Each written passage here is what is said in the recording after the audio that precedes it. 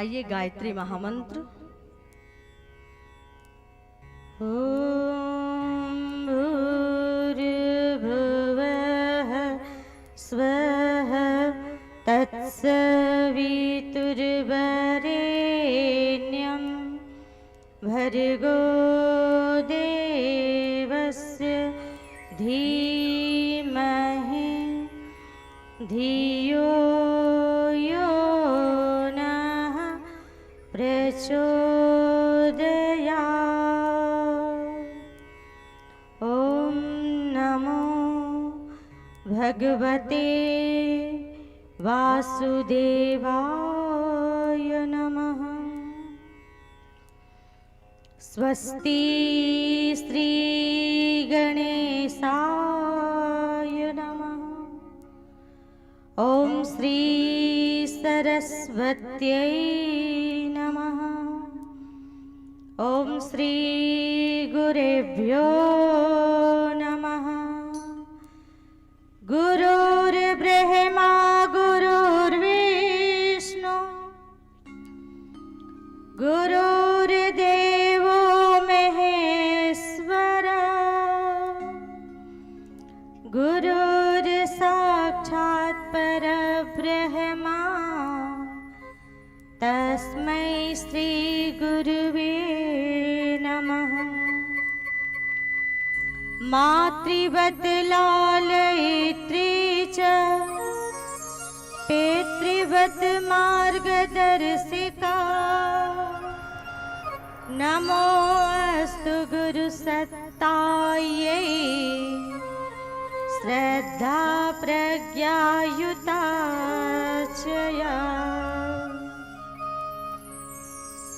वंशी विभूषित करा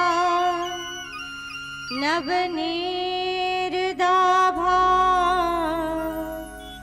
पीताम्बराद् अरुणबिम्बं फलाधरोष्ठात् पूर्णेन्दुसुन्दरमुखाद् अरविन्दनेत्रात् कृष्णात् परं किमपि तत्त्वमहं न जाने। मुखं करोति वाचालं पङ्गुं लङ्घ्यते गिरिं यत्कृपातमहं वन्दे परमानन्दमाधवम्। सच्चिदानन्दरूपाय विश्वोत्पत्त्यादिहेतवे तापत्रयविनाशाय श्रीकृष्णाय वयं नमः। ॐ अञ्जनीसुताय विद्महे वायुपुत्राय धीमहि तन्नो हनुमत् प्रचोदयात्। ॐ पञ्चवक्त्राय विद्महे महादेवाय धीमहि तन्नो रुद्रः प्रचोदयात्। सर्वमङ्गलमाङ्गल्ये शिवे सर्वार्थसाधिके शरण्ये त्र्यम्बके गौरी नारायणे नमोऽस्तुते। व्यासाय विष्णुरूपाय व्यासरूपाय विष्णवे नमो वै ब्रह्मनिधये वासिष्ठाय नमो नमः। अखिलेश्वर अकारण करुणावरुणालय भक्तवान कल्पतरु तड़ी द्यूत श्री पीताम्बरधारी भगवान श्री कृष्णचंद्र की इस अमृतमयी कथा में पधारे सभी शक्ति स्वरूपा माताओं, बहनों, देवतुल्य भाइयों, आप सभी को व्यासपीठ की ओर से श्रद्धा पूर्वक प्रणाम एवं नमस्कार। आइए हमारा मन निर्मल और पवित्र हो, हमारा मन गोविंद के चरणों में लगे, इस भाव से ताली की सेवा के साथ भगवत नाम का संकीर्तन करें।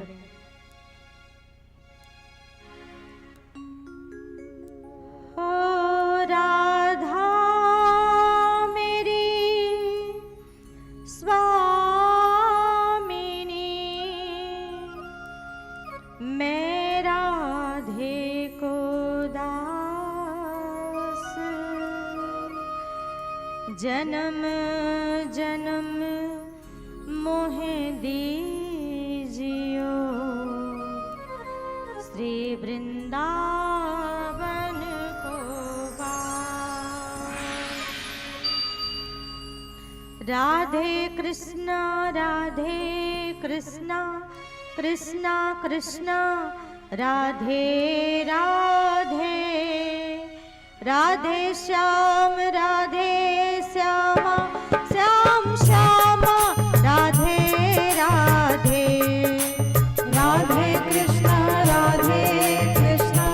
कृष्णा कृष्णा राधे राधे, राधे श्याम श्यामा श्याम श्यामा राधे राधे, राधे कृष्णा कृष्णा कृष्णा राधे राधे, राधे श्याम श्यामा श्याम श्यामा राधे राधे, राधे कृष्णा कृष्णा राधे राधे, राधे श्याम श्यामा श्याम श्यामा राधे राधे।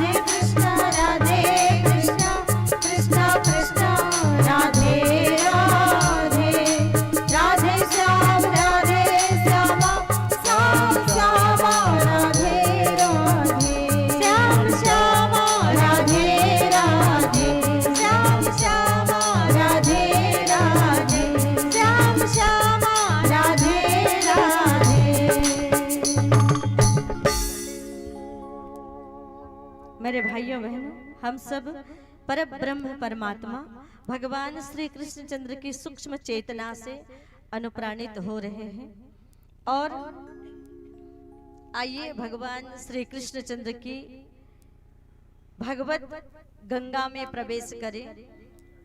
आप सभी जानते हैं पानी का स्वभाव है नीचे की ओर बहना, जिधर ढलान होता है पानी उधर बहता हुआ चला जाता है। उसी प्रकार मनुष्य का मन है। पानी को आप नीचे जितना ढलान में ले जाना चाहे पानी चला जाएगा, स्वतः ही चला जाएगा, कोई मेहनत नहीं लगेगी।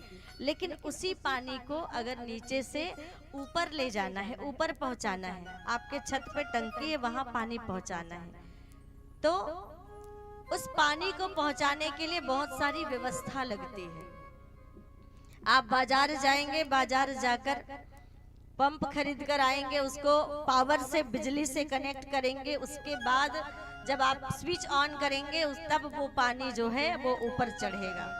समय भी लगेगा, श्रम भी लगेगा, व्यवस्था भी लगेगी और धन भी लगेगा।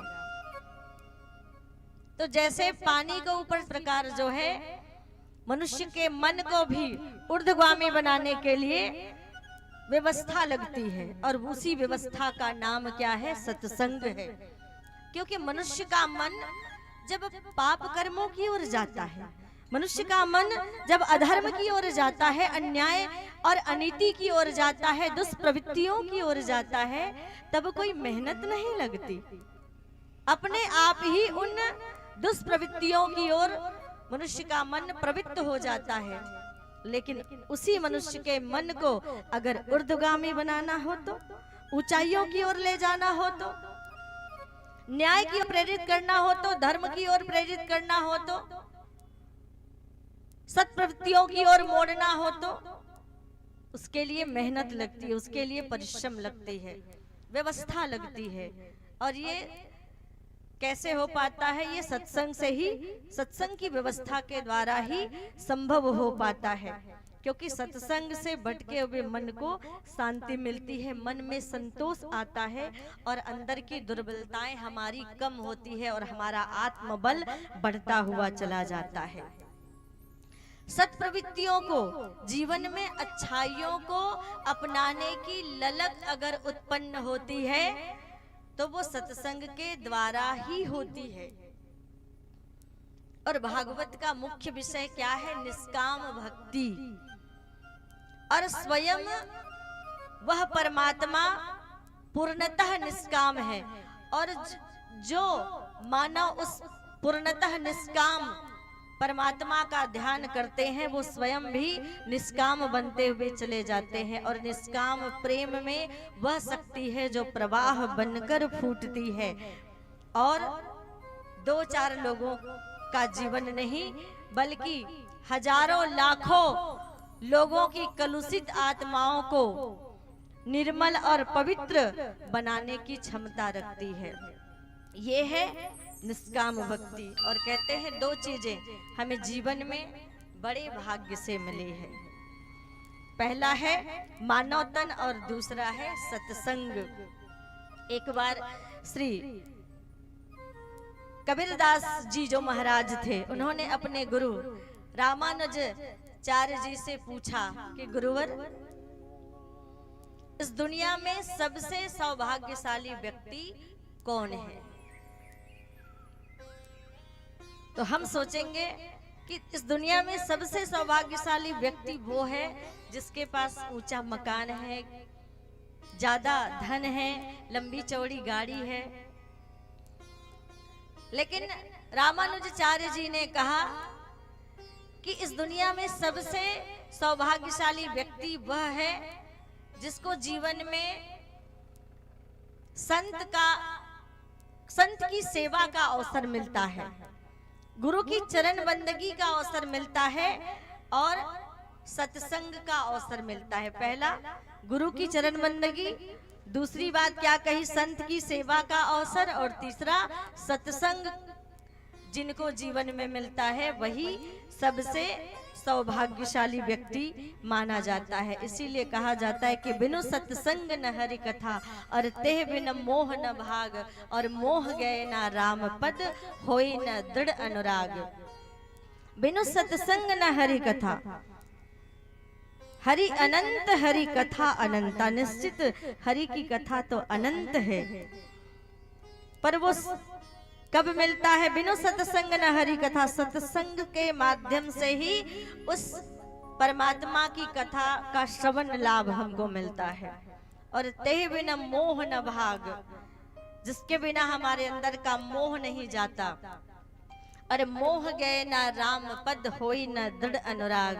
जब तक अंदर का मोह नहीं जाएगा, अंदर की ममता नहीं छूटेगी, तब तक भगवान के चरणों से हमें प्रेम नहीं होगा। तो अंदर का मोह भी जाएगा। तो इसी सत्संग के माध्यम से एक बहुत बड़े भगवान के सत्संग प्रेमी भक्त हुए। और वो सत्संग प्रेमी भक्त कौन थे? मधुसूदन, पूज्यपाद मधुसूदन सूरी जी। एक बार वो बैठकर भगवान की कथा श्रवण कर रहे थे, और इतने ध्यान से कथा श्रवण कर रहे थे, इतने डूब गए थे उस कथा में कि मन बिल्कुल निर्मल और पवित्र हो गया था।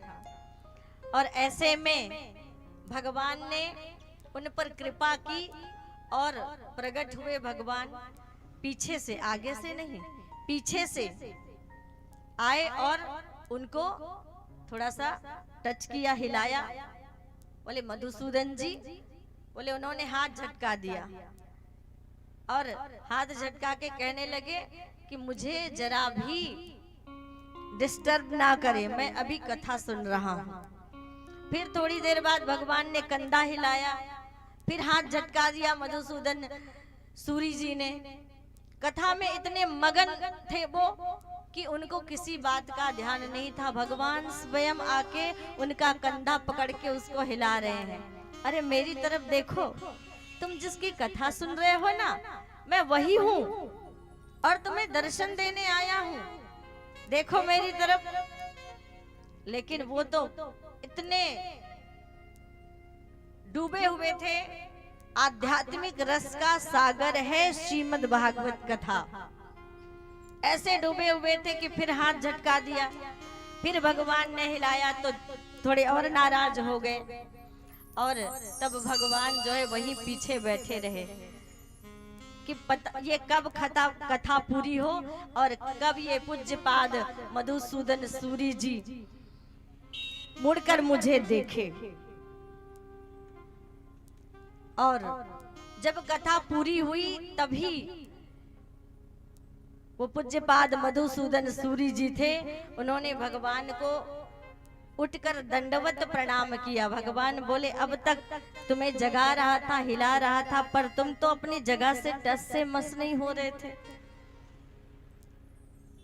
बोले भगवान, आपके दर्शन से भी ज्यादा आपकी कथा प्यारी है। आपका सत्संग मन को मोहने वाला है। और कैसे मैं आपके सत्संग को छोड़कर आपके दर्शन के लिए पीछे मुड़ जाता। मैं आप एक पल के लिए भी मैं उस सत्संग को छोड़ना नहीं चाहता था। तो ये है सत्संग की महिमा। और सत्संग के सानिध्य में रहने वाला व्यक्ति जो है कभी भी अभावग्रस्त नहीं रहता।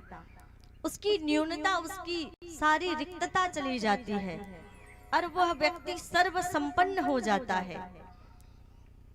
तेनेयम वांगमयी मूर्ति प्रत्यक्षा वर्तते हरि। ये भागवत क्या है? ये भागवत भगवान की वांगमयी मूर्ति है।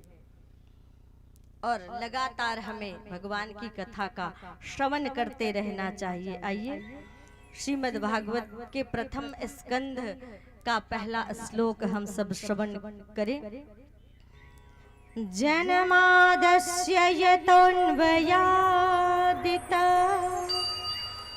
रथश्चार्थस्वभिज्ञस्वराट् तेने हृदय आदिकवये मुह्यान्ति यत् सूर्यः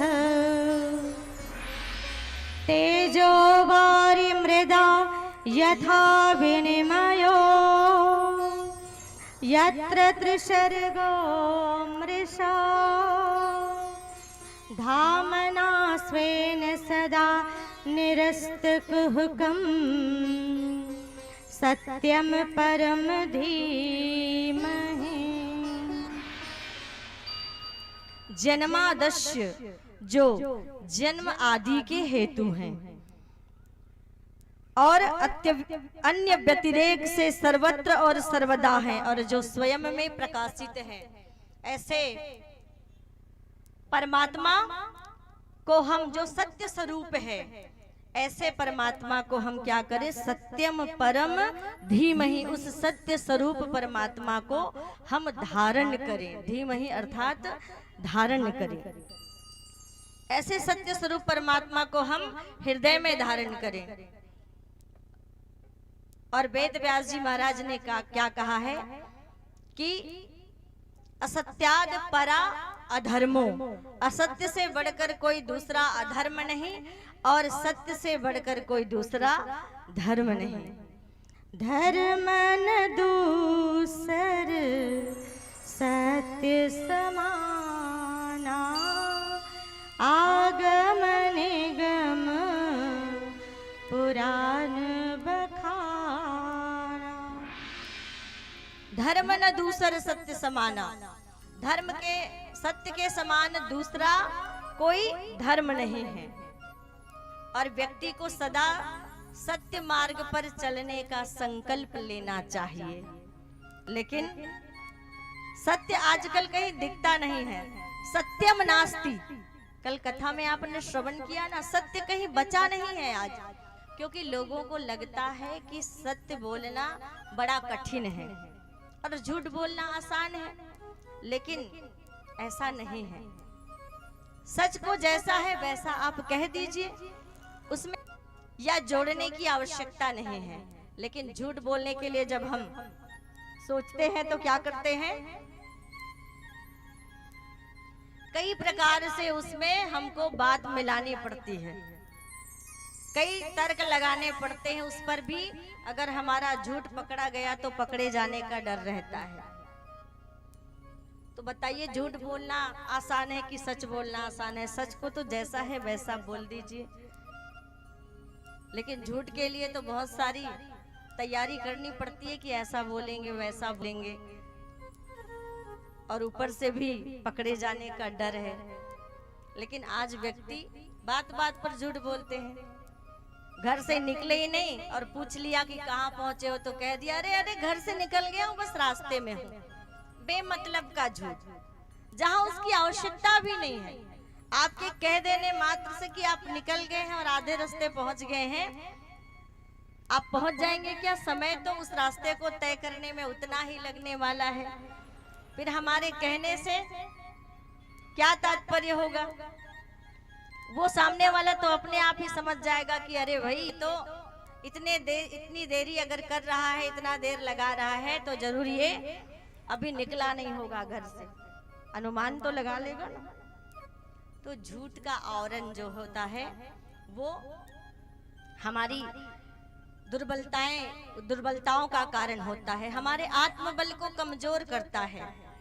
इसलिए सदैव सत्य पर चलने का संकल्प लेना चाहिए। राजा सत्यवादी राजा हरिश्चंद्र को आप देख लीजिए, जितनी विपत्ति राजा हरिश्चंद्र के जीवन में आई, जितने लोग यहाँ बैठे हैं ना, उतनी विपत्ति किसी के जीवन में नहीं आई होगी। क्या हुआ था राजा हरिश्चंद्र के जीवन में? एक दिन स्वप्न में देख लिया कि उन्होंने विश्वामित्र जी महाराज को अपनी सारी संपत्ति, राजपाट, राजकोष सब कुछ दान में दे दिया। और स्वप्न की बात जानकर विश्वामित्र जी महाराज दूसरे दिन प्रातः काल आ गए उसके द्वार पर कि राजन, आपने स्वप्न में ही सही पर अपने पूरी संपत्ति के दान का संकल्प ले लिया और मुझे दान कर दिया, तो स्वप्न में किए हुए संकल्प को पूरा करने के लिए राजा हरिश्चंद्र ने अपनी सारी संपत्ति, सारा यश वैभव, सारी संपदा, सब कुछ विश्वामित्र को दान में दे दिया और अपनी पत्नी और अपने पुत्र रोहित को लेकर घर से निकल गए। आगे बढ़े, ऐसी जीवन में विपत्ति आई, पुत्र और पत्नी को बेचना पड़ा और स्वयं एक डोम के यहाँ शमशान घाट में शमशान घाट की रखवाली की नौकरी करने लगे। इतने बड़े राजा, और देख लीजिए क्या स्थिति आई उस पर, कैसी परिस्थिति आई उनके ऊपर कि पत्नी बिक गई, बेटा बिक गया, जो महारानी थी वो घर की नौकरानी हो गई। इसीलिए कहते हैं समय बलवान होता है, सबका समय एक जैसा रहता है। इसीलिए कबीरा गर्व न कीजिए, कभी देख ऊंची आवाज और काल पड़े भूई लेटना, जामे ऊपर घास। समय बदलते रहता है, तो जो आज है उस आज के लिए आप कभी भी अभिमान न करें। अगर आपके पास संपदा है, आपके पास धन है, अगर आपके पास नाम है, कीर्ति है, कोई पद है, कोई प्रतिष्ठा है, तो कभी भी उसका अभिमान ना करें, क्योंकि समय बड़ा बलवान होता है। जरूरी नहीं कि जो समय आज है वो समय कल भी रहे। आज गरीबी है तो जरूरी नहीं वो जीवन भर बनी रहे, और आज अगर अमीरी है, अगर आज नाम है, प्रतिष्ठा है, तो जरूरी नहीं वो जीवन भर बनी रहे। राजा से रंक हो गए राजा हरिश्चंद्र, लेकिन फिर भी सत्य का साथ नहीं छोड़ा। एक दिन ऐसा हुआ कि बेटा रोहित को सर्प ने काट लिया। उसकी पत्नी रोते रोते रात्रिकालीन क्यों? क्योंकि दिन भर वो काम कर रही थी, तो जिसके यहाँ वो काम करती थी उनके मालिक ने उन्हें दिन में उसके शव को जो है अग्निदाह करने नहीं दिया। कहा जब तक अपना काम पूरा नहीं करोगी तब तक तुम नहीं जा सकती। पूरे दिन वो काम करती रही, बेटा मरा पड़ा हुआ है, पूरा दिन काम करती रही। रात्रिकालीन वो शमशान घाट अपने पुत्र को लेकर जाती है। अंधेरा होता है और जो डोम के यहाँ नौकरी पर तैनात है, जो शमशान की रखवाली का काम करता है, उस डोम से वो निवेदन करती है कि मेरे पुत्र को सर्प ने काट लिया है, जिसके कारण उसकी मृत्यु हो गई। अब मुझे इसका दाह संस्कार करना है। तो उस समय तो उन्होंने अपनी पत्नी को पहचाना नहीं और उन्होंने कहा कि देखो, यहाँ पर दाह संस्कार करने से पहले कर चुकाना पड़ता है। और जैसे बातचीत हो रही थी, वार्तालाप हो रही थी, जोर की बिजली कड़की और बिजली कड़की तो थोड़ी सी रोशनी हुई। तो उस रोशनी में राजा हरिश्चंद्र ने अपनी पत्नी के हाथ में अपने मरे हुए पुत्र का शव देखा। तब भी ये नहीं सोचे कि रात्रि का समय है, कौन देखेगा। कहा जब तक कर नहीं चुकाओगी रानी, तब तक पुत्र का दाह संस्कार नहीं करूंगा। सत्य के पथ से विमुख कभी भी नहीं हुए। इसीलिए नाम के आगे, राजा हरिश्चंद्र के आगे क्या लगा? सत्यवादी राजा हरिश्चंद्र। ऐसी परिस्थिति में भी उन्होंने सत्य का साथ नहीं छोड़ा। तो ऐसी परीक्षा कहते हैं तेरी यारी में बिहारी, तेरी यारी में बिहारी सुख ना पायो रे। तेरी यारी में बिहारी सुख ना पायो रे। तेरी यारी में बिहारी सुख ना पायो रे। तेरी यारी में बिहारी सुख ना पायो रे। तेरी यारी में बिहारी सुख ना पायो रे। सुख ना पायो रे, बड़ा दुख पायो रे। सुख ना पायो रे, बड़ा दुख पायो रे। तेरी यारी में बिहारी सुख ना पायो रे। तेरी यारी में बिहारी सुख ना पायो रे।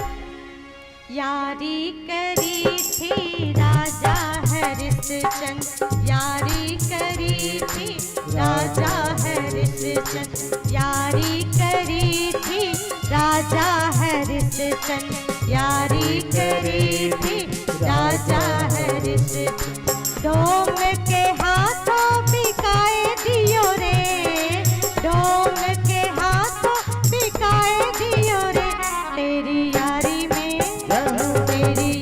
में बिहारी सुख ना पायो रे तेरी यारी में बिहारी सुख ना पायो रे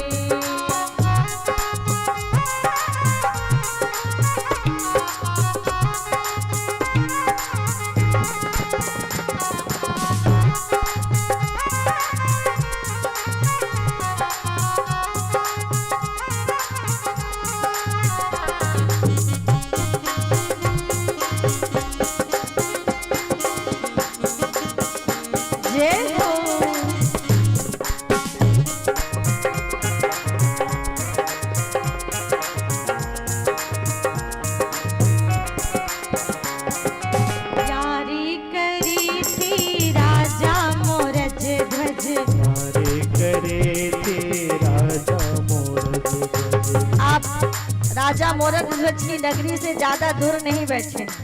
आरंग है ना राजा मोरक ध्वज की नगरी, पास ही है। आप उनकी कथा जानते होंगे। यारी करी थी राजा मोरज ध्वज यारी करी थी राजा मोरज बेटे पे आरा चलाई दियो रे बेटे पे आरा चलाई दियो रे तेरी यारी में बिहारी सुख ना पायो रे तेरी यारी में बिहारी सुख ना पायो रे।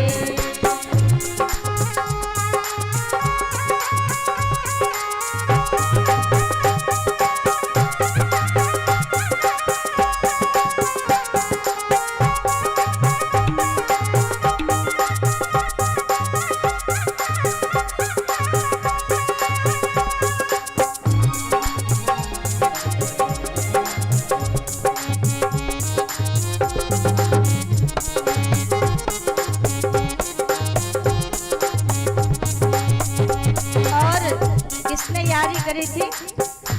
एक भीलन थी। और वो भीलन कैसी थी? वो भीलन ऐसी थी कि एक भील राजा की बेटी थी। और उसके विवाह के अवसर पर कई बकरे लाए बलि देने के लिए। तो वो घर छोड़कर भाग गई। माँ से पूछा, माँ इतने सारे बकरों का क्या करेंगे? बोले तुम्हारे विवाह से पहले इन बकरों की बलि दी जाएगी। बोले इतने जीवों की हत्या मेरे विवाह के नाम पर? मैं ये नहीं होने दे सकती, ये कलंक अपने माथे नहीं ले सकती। ऐसा सोचकर वो घर छोड़कर भाग गई। संतों के आश्रम में पहुंची तो भीलन थी, इसलिए संतों ने गुरु दीक्षा तो नहीं दी, लेकिन वो क्या करती थी? श्री राम भक्ति ऐसी श्रद्धा उबारती है और निष्काम भाव सबरी ऋषिपत बुहारती है, ऋषिपत बुहारती है। निष्काम भाव से वो संतों के आश्रम में रहकर सेवा करने लगी। तो संतों ने प्रसन्न होकर कहा, एक दिन भगवान स्वयं तुम्हारे द्वार आएंगे। और एक दिन वास्तव में भगवान, लेकिन क्या करना पड़ा उनको? जिंदगी भर प्रतीक्षा करनी पड़ी। यारी करी थी भीलन सबरी यारी करी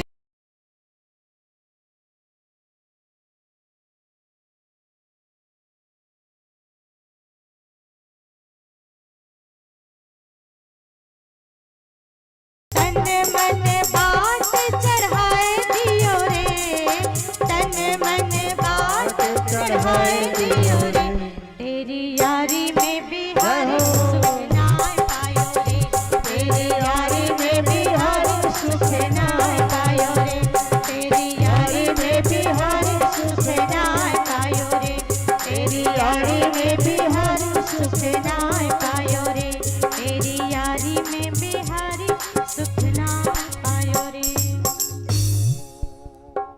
और राजा हरिश्चंद्र यारी करी थी राजा हरिश्चंद्र।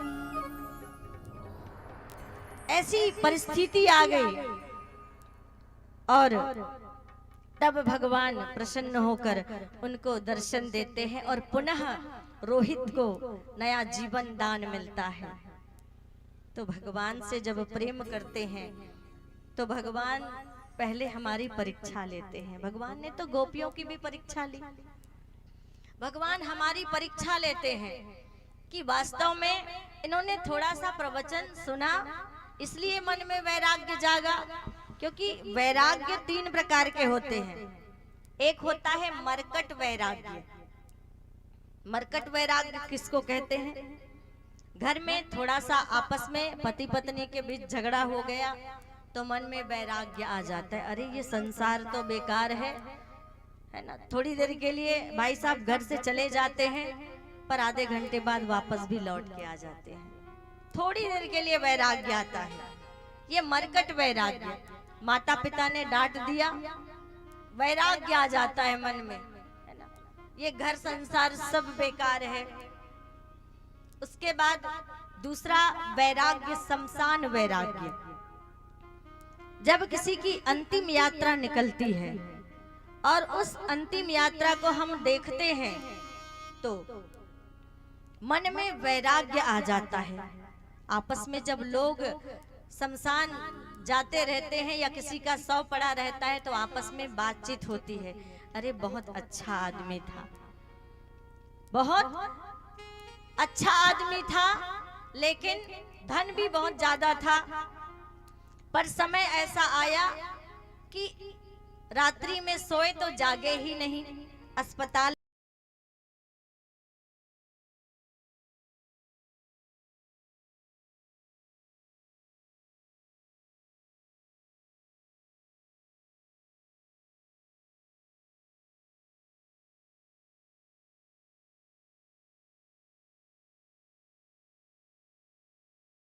की सलाह ले और आपस में कोई आयु नहीं होती उसकी, तो ये तो कभी भी आ सकती है। तो इसीलिए कहते हैं कि काल परे भूल लेटना जामे ऊपर घास। कभी भी किसी चीज का अभिमान हम ना करें, और जब तक यह जीवन है और जब तक हमारे अंदर की ममता नहीं मिटती। कई लोगों को कहते हुए सुना है कि अरे कितनी बार कथा सुनेंगे, कहते हैं कब तक सुनो, मुहुर मुहु बार बार। रसिका भुवि भावकः पिबति भागवतम रसम आलयम। जब तक अंदर के मोह का क्षय ना हो जाए, जब तक अंदर का मोह ना चला जाए, तब तक हम श्रीमद् भागवत कथा का रसपान जो है वो करते रहे। निगम कल्पतरो गलितम फलम सुख मुखाद मृतम द्रव संयुतम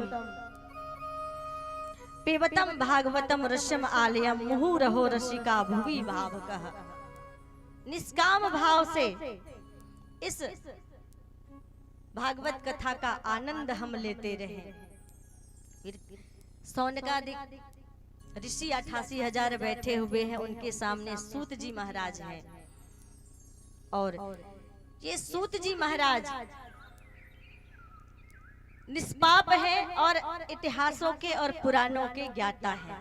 इनसे सौनकादिक ऋषि निवेदन करते हुए कहते हैं, त्वया खलो पुराणानि इतिहासानि चानघा आख्यातानप्यधीतानि धर्मशास्त्राणि यान्युत। हे सूत जी, आप इतिहासों के और पुराणों के ज्ञाता हैं और विधि पूर्वक आपने शास्त्रों का अध्ययन भी किया है। हमें कृपा करके ये बताइए कि मानव के लिए परम धर्म क्या है। कल क्या पूछा था? कृष्ण प्राप्ति कर्म, कैसे गोविंद की प्राप्ति हो, और उसका उपाय बताया। आज पूछते हैं कि मानव के लिए परम धर्म क्या है। फिर कहते हैं हमें किसकी पूजा करनी चाहिए। आगे कहते हैं कि वेदों में तो भगवान को अजन्मा कहा है, फिर भगवान का जन्म कैसे? भगवान के कितने अवतार और भगवान के आने का प्रयोजन क्या है और श्रेष्ठ वक्ता कौन है, इतने सारे प्रश्न किए। तो श्री सूत जी महाराज कहते हैं कि हे ऋषिवर, आपका प्रश्न बहुत ही उत्तम है और मानवों के लिए कल्याणकारी है, लेकिन आपके प्रश्नों का मैं उत्तर दूं इससे पहले मैं श्री सुखदेव जी महाराज के चरण कमलों की वंदना करना चाहता हूँ। बोलिए श्री सुखदेव जी महाराज की जय। यम प्रव्रजंत मनो पेतम पेत कृत्यम द्वैपायनो विरह कातर आजुहाव पुत्रेति तन्मयतया तर्वोभिने दुस्तम सर्वभूत हृदयं मुनिमानतोऽस्मि।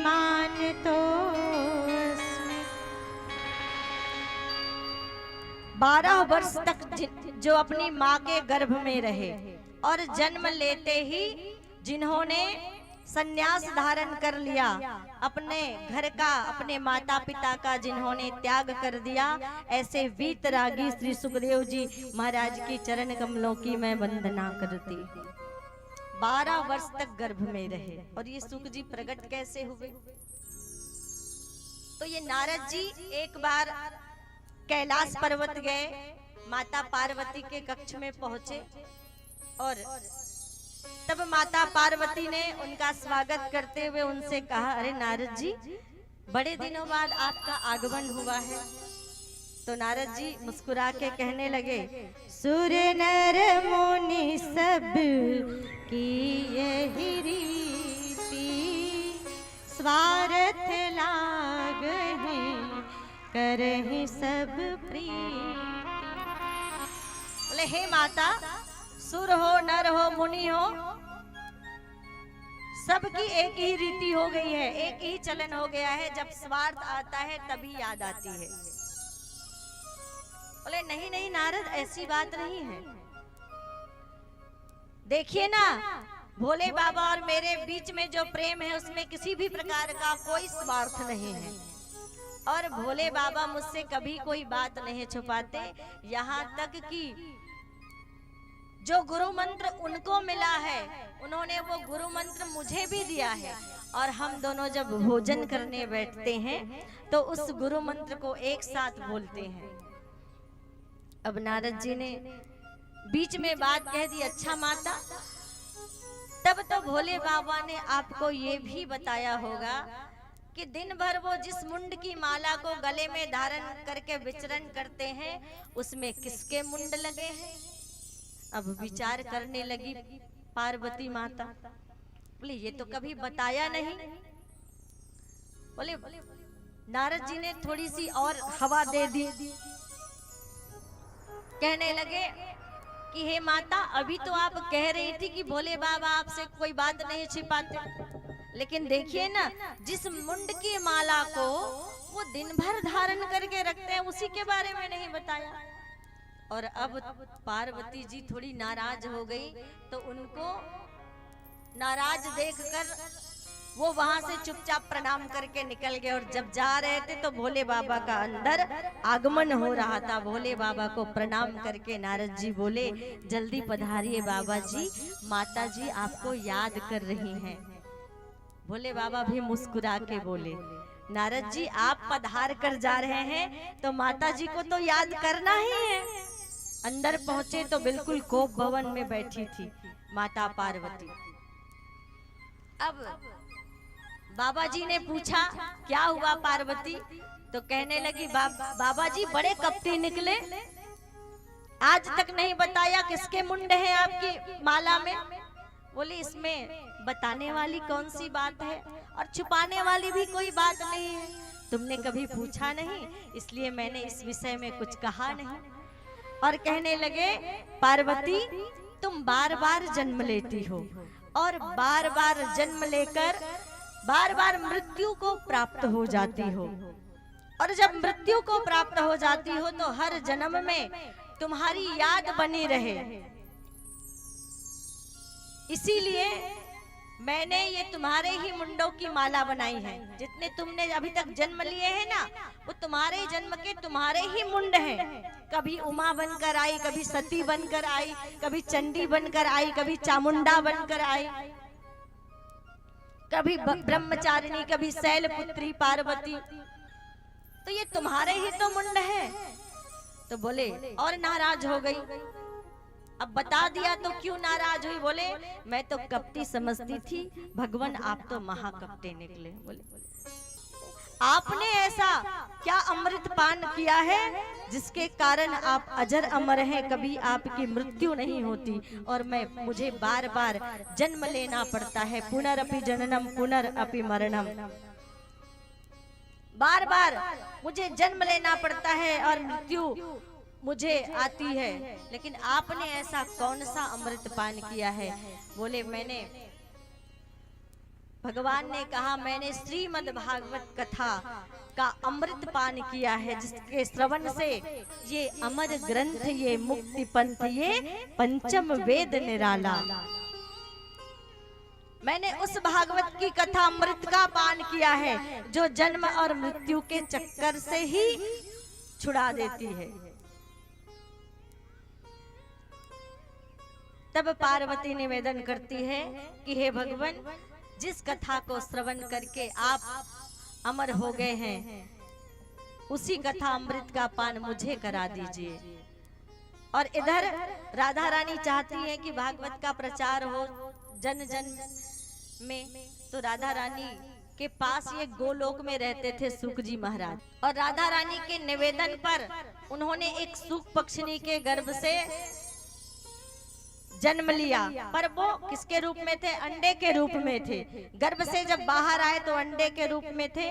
बर्फीली हवाएं चली तो अंडा फूट गया। पर वहीं पर जहां पर कथा हुई, बाबा जी व्यास पीठ पर बैठे वक्ता बनकर और श्रोता बनकर बैठी माता पार्वती, वहीं नीचे वो अंडा फूटा पड़ा था।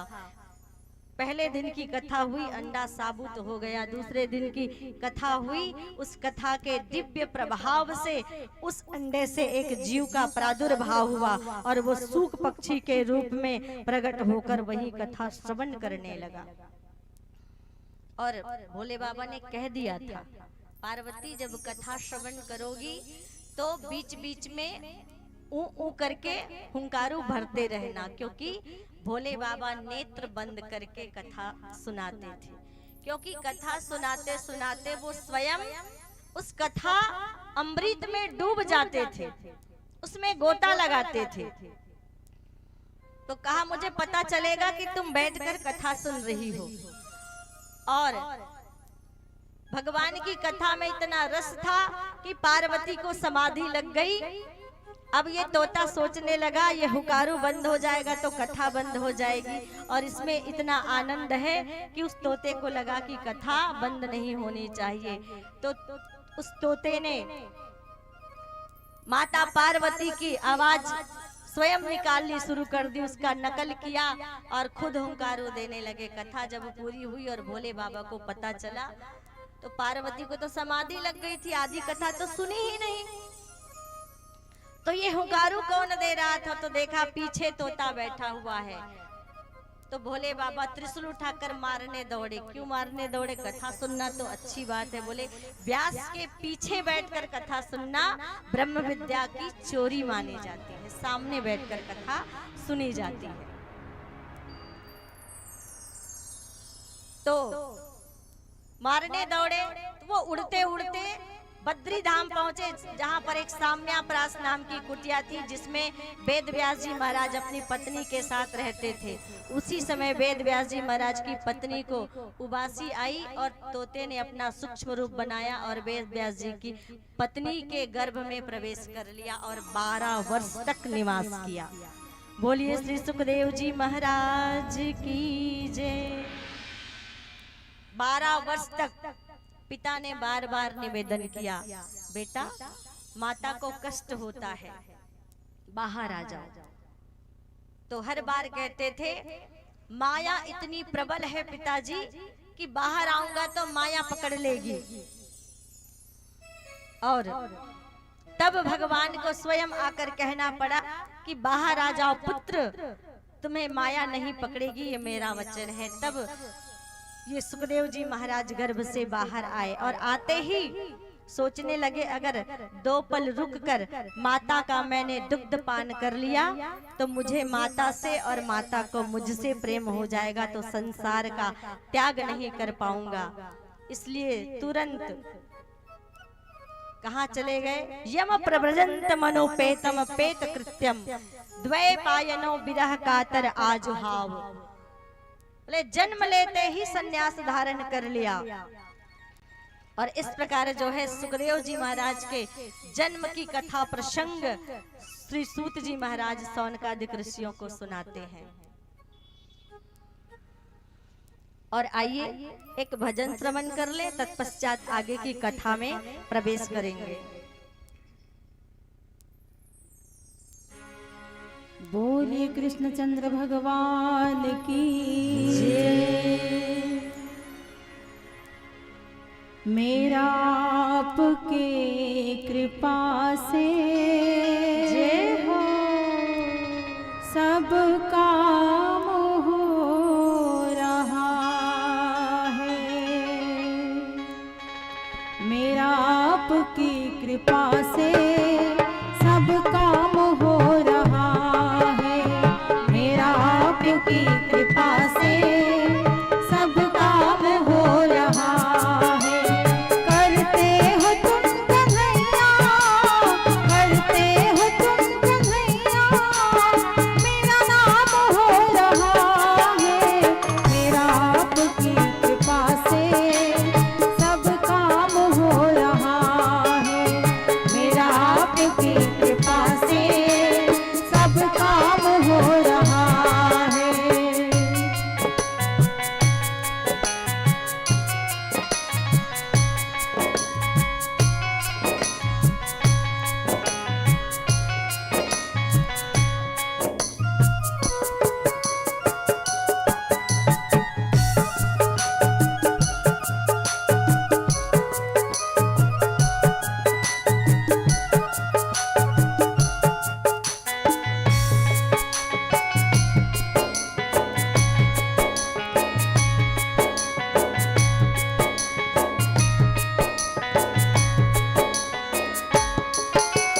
पतवार के बिना ही मेरी नाव चल रही है।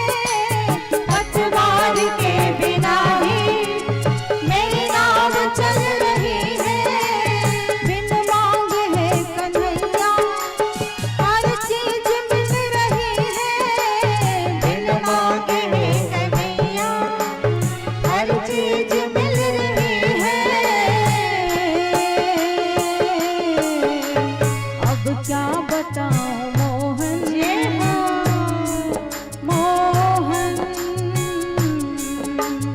अब क्या बताऊं मोहन, आराम हो रहा है। अब क्या बताऊं मोहन, आराम हो रहा है। करते हो तुम कन्हैया, करते हो तुम कन्हैया, मेरा नाम हो रहा है। मेरा आपकी कृपा से सब काम हो रहा है। मेरा आपकी कृपा से सब काम हो रहा है।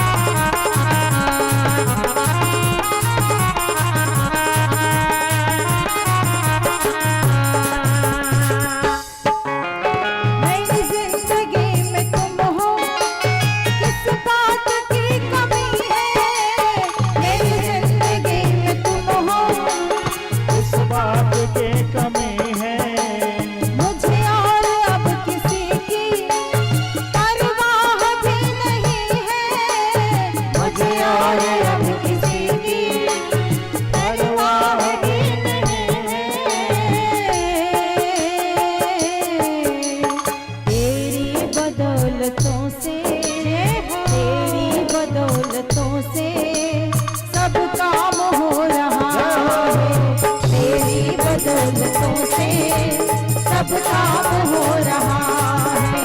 करते हो तुम कन्हैया, करते हो तुम कन्हैया, मेरा नाम हो रहा है, मेरा आपकी कृपा से सब काम हो रहा है, मेरा आपकी कृपा से सब काम हो रहा है।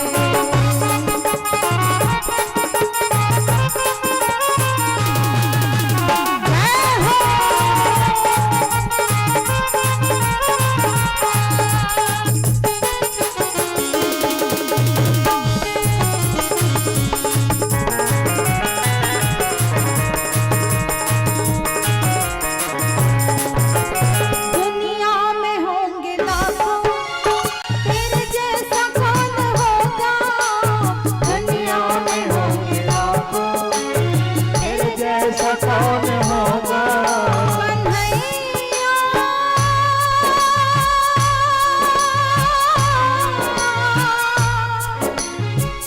ओ मेरे प्यारे, दुनिया में होंगे लाखों, तेरे जैसा कौन होगा, दुनिया में होंगे लाखों, तेरे जैसा कौन होगा। तुझ जैसा बंदा परवर, भला ऐसा कौन होगा, तुझ जैसा बंदा परवर, भला ऐसा कौन होगा। थामा है तेरा दामन रे दामन, अरे थामा है तेरा दामन, आराम हो रहा है, थामा है तेरा दामन, आराम हो रहा है। करते हो तुम कन्हैया, करते हो तुम कन्हैया,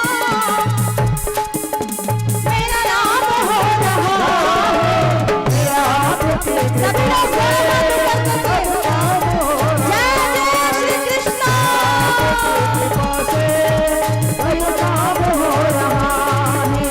करते हो तुम कन्हैया, करते हो तुम कन्हैया, मेरा नाम हो रहा है, मेरा आपकी कृपा से सब काम हो रहा है, मेरा आपकी कृपा से सब काम हो रहा है, मेरा आपकी कृपा से सब काम हो रहा है, मेरा आपकी कृपा से सब काम हो रहा है। राधे राधे।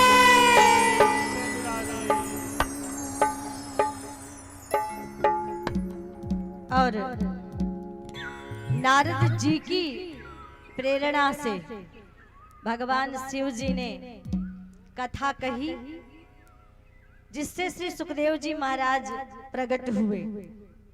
और ये भगवान भोले बाबा और पार्वती कौन है? श्रद्धा विश्वास रूपेणौ भवानी शंकरौ वंदे श्रद्धा विश्वास रूपिणौ। भवानी माता पार्वती श्रद्धा की स्वरूप है और भोले बाबा कौन है? विश्वास के स्वरूप हैं। भवानी शंकरौ वंदे श्रद्धा विश्वास रूपिणौ। जब श्रोता के अंदर श्रद्धा श्रवण करती है और वक्ता के अंदर विश्वास बोलता है, और श्रद्धा और विश्वास का जब मेल होता है तब अंदर का ज्ञान प्रकट होता है। भवानी और शंकर के मेल से गजानन ज्ञान और विवेक के प्रतीक भगवान गणेश जी प्रकट होते हैं ना। तो श्रद्धा और विश्वास अर्थात वक्ता के अंदर जब विश्वास बोलता है और श्रद्धा श्रोता के अंदर आकर जब श्रवण करती है, तब अंदर में जो ज्ञान है वो प्रकट होता है। अब कहते हैं कृपा करके ये बताइए कि मानव के लिए परम धर्म क्या है? कि मनुष्य के लिए परम धर्म क्या है? पहले तो हम ये ही नहीं जानते कि हम वास्तव में हमारा धर्म क्या है। अगर हमने इतना सुंदर सुर दुर्लभ मानव जीवन लिया है तो हमारा धर्म क्या है? हम किसको धर्म मानते हैं? हिंदू, मुस्लिम, सिख, ईसाई, इसी को हम धर्म मानते हैं। लेकिन हमारा वास्तविक धर्म क्या है? हमारा वास्तविक धर्म है धृति क्षमा दमोस्तेयम, शौचम इंद्रिय निग्रह, धीर विद्या, सत्यम अक्रोधो, दशकम धर्म लक्षणम। पहले हम धर्म के विषय में जान लें कि वास्तव में धर्म है क्या। पहले हम अपने धर्म से परिचित हो जाएं। तो कहा गया कि धार्यते जनई रीति बा इति धर्मः, जो धारण करने योग्य है वो धर्म है। ये हिंदू एक संप्रदाय है, मुस्लिम एक संप्रदाय है, सिख एक संप्रदाय है, ईसाई एक संप्रदाय है, सिख एक संप्रदाय है। हाँ, उसमें धर्म इसलिए जोड़ा गया कि हिंदू संप्रदाय में जो हिंदू धर्म के संत हुए, जो ऋषि मुनि हुए, उन्होंने मानव के लिए एक रीति नीति बनाई, एक नियम बनाया कि उस रीति नीति के आधार पर, उस नियम के आधार पर अगर जीवन जिएगा, वैदिक आचरण करते हुए जीवन जिएगा तो वह मानव से महामानव बन जाएगा। इसीलिए उसके साथ हिंदू धर्म जोड़ा गया। तो वास्तव में ये धर्म क्या है? और आज तो व्यक्ति जो है अपने धर्म पर ही, अपने भगवान पर ही लोगों को विश्वास नहीं है। इसीलिए लोग क्या कर रहे हैं? अपने धर्म को बदल रहे हैं। सबसे बड़ी अधार्मिक प्रवृत्ति कही गई है अपने धर्म को बदलना और किसी दूसरे को के धर्म को बदलवाना। इससे बड़ी अधार्मिक प्रवृत्ति और इससे बड़ा अधर्म कोई दूसरा नहीं हो सकता कि आपको आपके धर्म पर, आपको आपके ऋषि मुनियों पर, आपको आपके संतों पर, आपको आपके वेदों पर, आपको आपके रामायण पर, आपको आपके गीता पर, आपको आपके कृष्ण पर, आपको आपके राम पर, आपको आपके शिव पर विश्वास नहीं है। इससे बड़ी अधार्मिक प्रवृत्ति और कुछ भी नहीं हो सकती। आप देखिए ना, आज चारों तरफ कैसा वातावरण है। कुछ लोग आते हैं 5-10 हजार या लाख 2 लाख पैसा हमारे सामने रख देते हैं और हम बिक जाते हैं। मेरे भाइयों बहनों, YouTube के माध्यम से ये कथा लाइव चल रही है। जो लोग भी सुन रहे हैं ध्यान से सुनेंगे। लाख 2 लाख 5 लाख 10 लाख ही क्या हमारी कीमत है कि हम उतने रुपयों में अपना और अपने धर्म का, अपने भगवान का सौदा करने के लिए तैयार हो जाते हैं और दूसरों के हाथों में हम बिक जाते हैं। क्या हमारी इतनी ही कीमत है? क्या हमने अपनी इतनी ही? आपने एक गीत श्रवण किया होगा। एक भक्त याचना करता है माता के दरबार में जाकर, माता मैं दीन हूँ, मैं हीन हूँ, मेरे पास कुछ भी नहीं है। वो रोता है, गिड़गिड़ाता है। एक दूसरा भक्त वही खड़ा होता है, वो पूछता है भाई क्या बात है, क्यों अपने आप को दीनहीन समझकर रो रहे हो? बोले देखो ना, मैं कितना निर्धन हूँ, कितना गरीब हूँ, कितना असहाय हूँ, मेरे पास कुछ भी नहीं है। अच्छा क्या चाहिए तुम्हें? बोले थोड़ा धन चाहिए, धन की मुझे आवश्यकता है। अच्छा धन की आवश्यकता है तो ऐसा करो भाई, तुम्हारे पास 2 आंखें हैं, एक आंख बेच दो, मैं तुम्हें 20 लाख रुपए दूंगा, एक आंख बेच दो। वह आदमी जो अपने आप को दीनहीन समझकर गिड़गिड़ा रहा था, वो नाराज होकर कहने लगा, रे कैसी बात करते हो, 20 या 50 लाख भी दोगे तो अपनी आंखें नहीं बेचूंगा। चलो ठीक है, आंख मत बेचो, शरीर में 2 किडनी है ना अंदर, एक क्योंकि एक से काम चल जाता है ना, उसका भी 50 लाख देने के लिए बहुत लोग इस दुनिया में तैयार खड़े हैं जिनकी किडनियां खराब हो गई है। 50 क्या 1 करोड़ भी में भी खरीदने वाले मिल जाएंगे, क्या बेचोगे? बोले अरे दिमाग खराब हो गया है, मेरी अगर एक किडनी मैंने दे दी और दूसरी खराब हो गई तो कैसे करूंगा? अच्छा चलो एक हाथ दे दो, बोले वो भी नहीं। चलो एक पैर दे दो, वो भी नहीं। बोले लाखों लाखों रुपए में अपने शरीर का एक अंग तुम देने के लिए तैयार नहीं हो। अब सोच लो तुम्हारे शरीर का एक एक अंग कितना कीमती है कि तुम लाखों रुपए में भी उसे बेचने को तैयार नहीं हो। अगर बेचोगे तो माला माल हो जाओगे।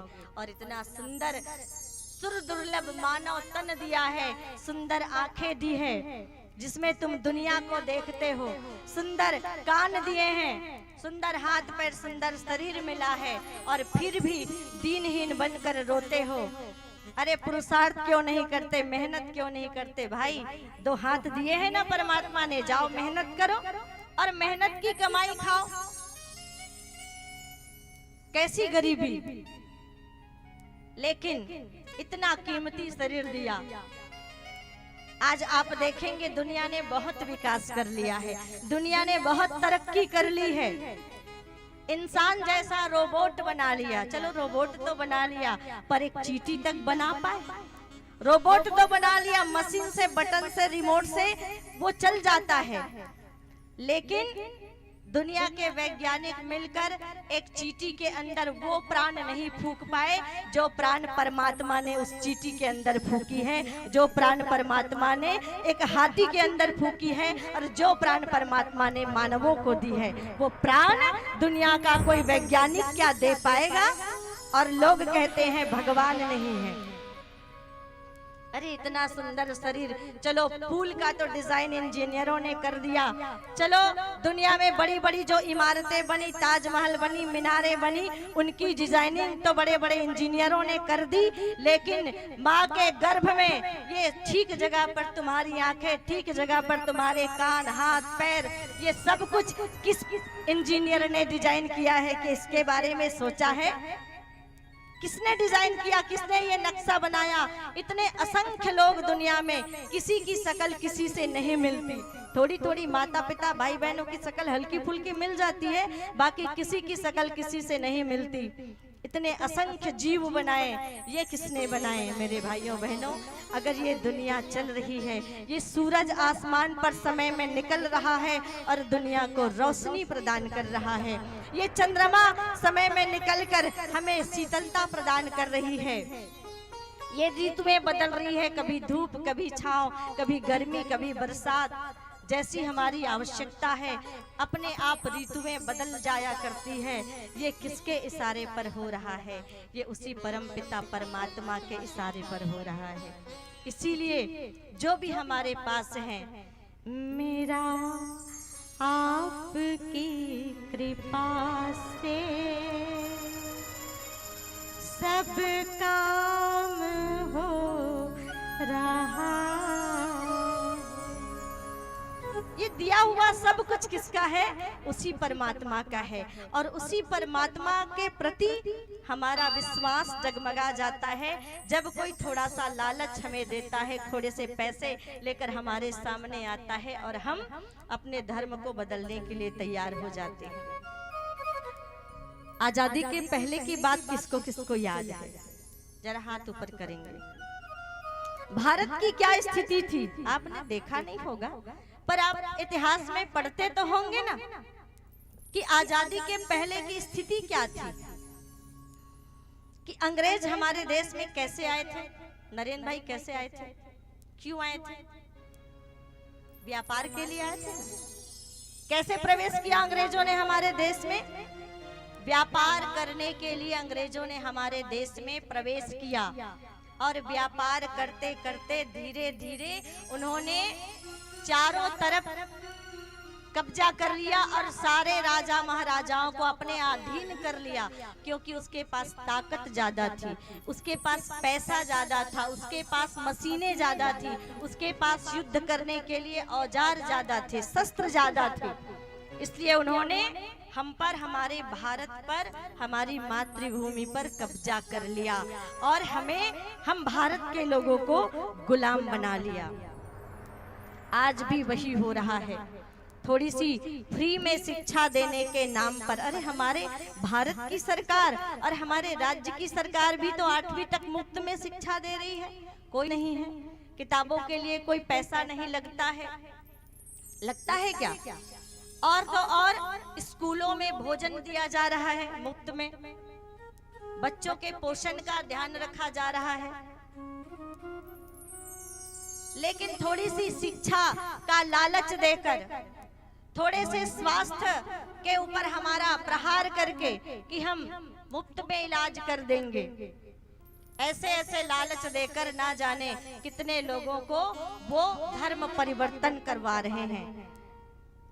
आप भले अनभिज्ञ होंगे, पर पहले ये सोचते थे कि वो तो दूर अंचल की बात है, पर आपके ही महासमुंद जिले में आप बैठे हैं। आपके महासमुंद जिले का कोई गांव ऐसा नहीं होगा जहां पर धर्म परिवर्तन नहीं कराया जा रहा होगा।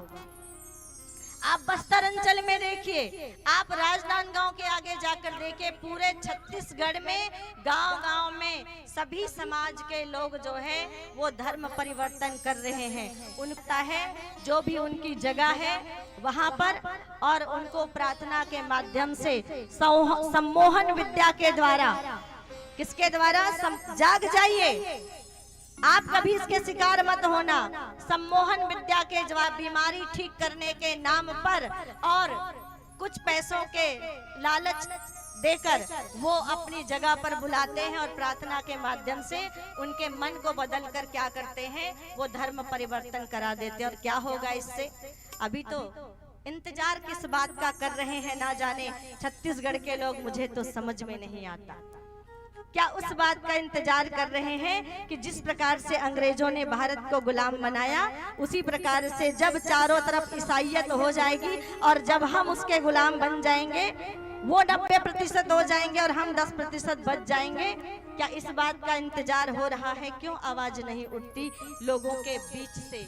क्यों उन लोगों के द्वारा आवाज नहीं उठाई जाती जो समाज के मूर्धन्य हैं, जो समाज के गणमान्य हैं और जो समाज में अग्रणी भूमिका किसी न किसी रूप में निभा रहे हैं? चाहे वो महिलाएं हो, चाहे वो हमारे भाई हो, चाहे वो स्त्री हो, चाहे पुरुष हो, आवाज उठनी चाहिए। अगर आवाज नहीं उठेगी तो एक दिन कुचले जाएंगे हम सब लोग। अरे तालिबान की बात आप देख लीजिए, तालिबान में बड़े बड़े श्रमिक वर्ग के लोग चुप इसलिए हैं क्योंकि हमें क्या करना है।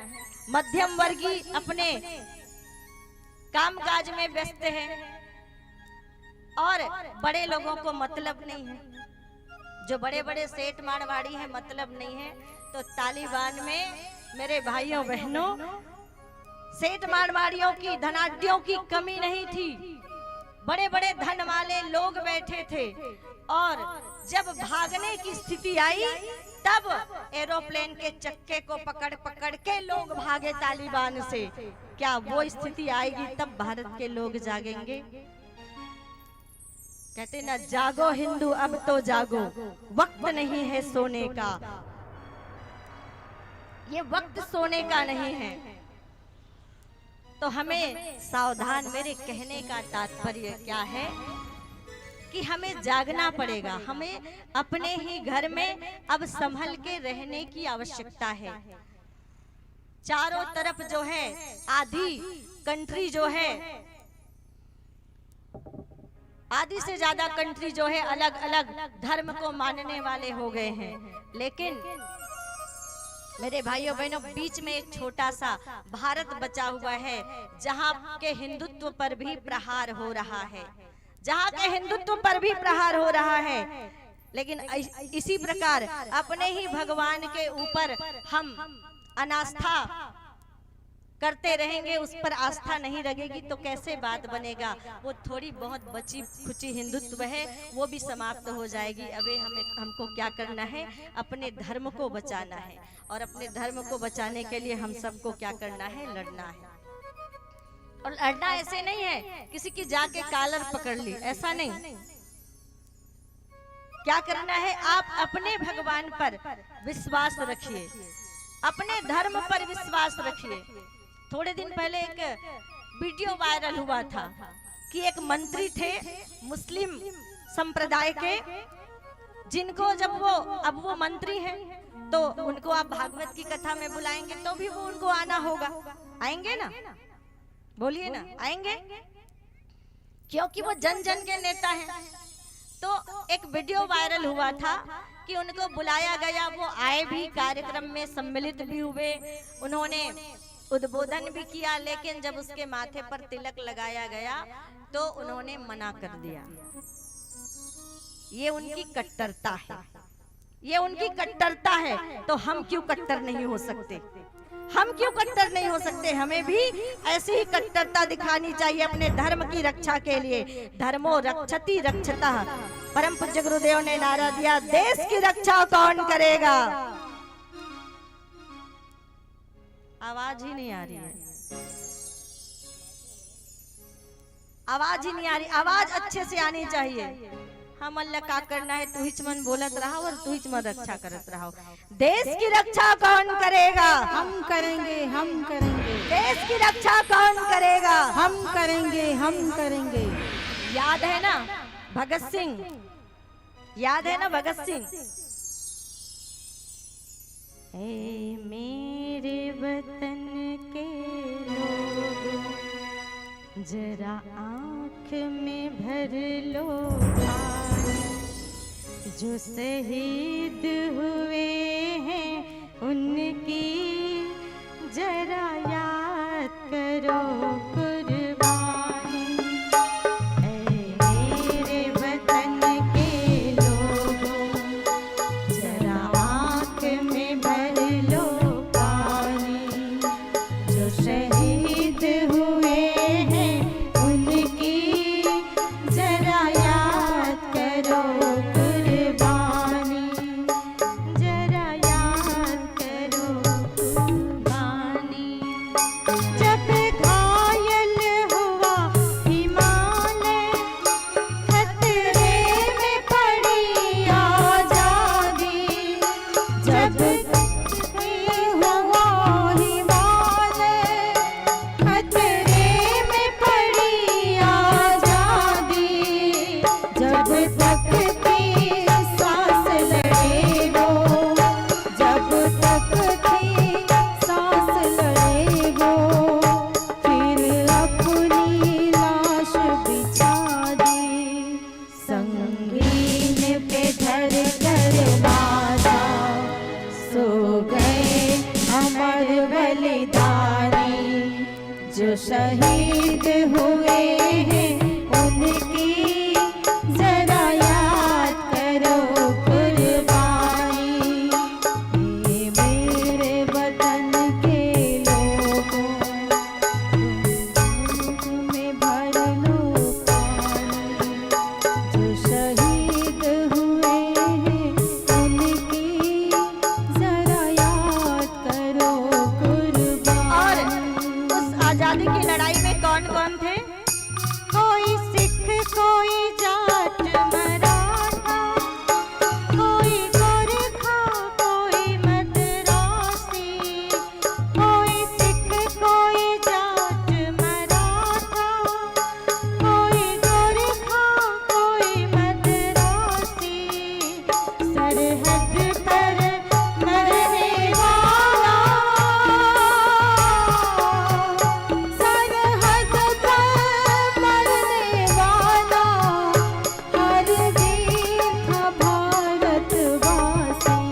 और जो खून गिरा पर्वत पर, कोई पाकिस्तान से नहीं आया था, कोई विदेश से नहीं आया था। ध्यान से सुनना। जो खून गिरा पर्वत पर, वो खून था हिंदुस्तानी। जो शहीद हुए हैं उनकी जरा याद करो कुर्बानी। जय हिंद, जय हिंद की सेना। जय हिंद, जय हिंद, जय हिंद। तो इस प्रकार अगर अब भी नहीं जागेंगे तो क्या होगा? वो दिन दूर नहीं जब फिर से भारत को गुलामी के जंजीर में जकड़ लिया जाएगा, और फिर से हमें क्या तब जागेंगे जब हम गुलाम हो जाएंगे, और तब हमें आजादी की लड़ाई के लिए आगे आना पड़ेगा, तभी जागेंगे। मेरे भाइयों बहनों, अब भी समय है जहां पर ऐसा कार्य हो रहा है अपने गांव में, अपने आसपास, अपने अड़ोस पड़ोस में, तो आप उसका प्रतिकार कीजिए, आप उसका विरोध कीजिए। परम पूज्य गुरुदेव पंडित श्री राम शर्मा जी आचार्य कहते हैं कि अनाचार बढ़ता है कब, सदाचार चुप रहता जब। अनाचार पाप कब बढ़ता है? जब समाज के मूर्धन्य, जब समाज के सदाचारी लोग समाज में ऐसे हो रहे, राष्ट्र में ऐसे हो रहे पापों को देखते रहते हैं, ऐसी गलतियों को चुपचाप देखते रहते हैं और आंख बंद करके घर में चैन की नींद सोते रहते हैं, तभी पाप बढ़ता है। भगवान के कल की अवतार लेने का इंतजार मत कीजिए। जननी जन्मभूमि च स्वर्गादपि गरीयसी, जन्म देने वाली माता और हमारी मातृभूमि भारत माता क्या है? हमारे लिए स्वर्ग से भी बढ़कर है।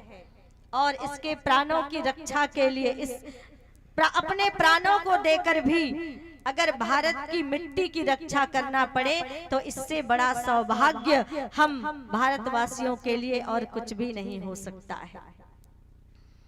तो ये तो हुआ धर्म की बात कि कभी भी अगर आसपास ऐसा होता हुआ दिखे तो आप स्वयं उसका प्रतिकार ना कर पाए तो उनको आप सूचित करें जो इस कार्य में लगे हुए हैं। तो इतना तो कर सकते हैं ना, कर सकते हैं कि नहीं? तो इतना आपको करना चाहिए, जरूर करना चाहिए। तो धार्यते जनै रीति वा इति धर्मः, पहले हमें अपने धर्मो रक्षति रक्षतः, अगर आप धर्म की रक्षा करेंगे तो धर्म भी आपकी रक्षा करेगा। लेकिन पता तो होना चाहिए धर्म क्या है। सुनते आते हैं कि धर्म की रक्षा करने से स्वयं की रक्षा होती है, पर धर्म है क्या? तो धर्म कुछ सद्गुण है और जो धारण करने योग्य है।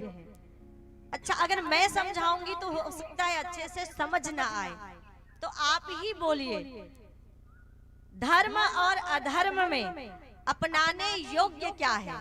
बताइए।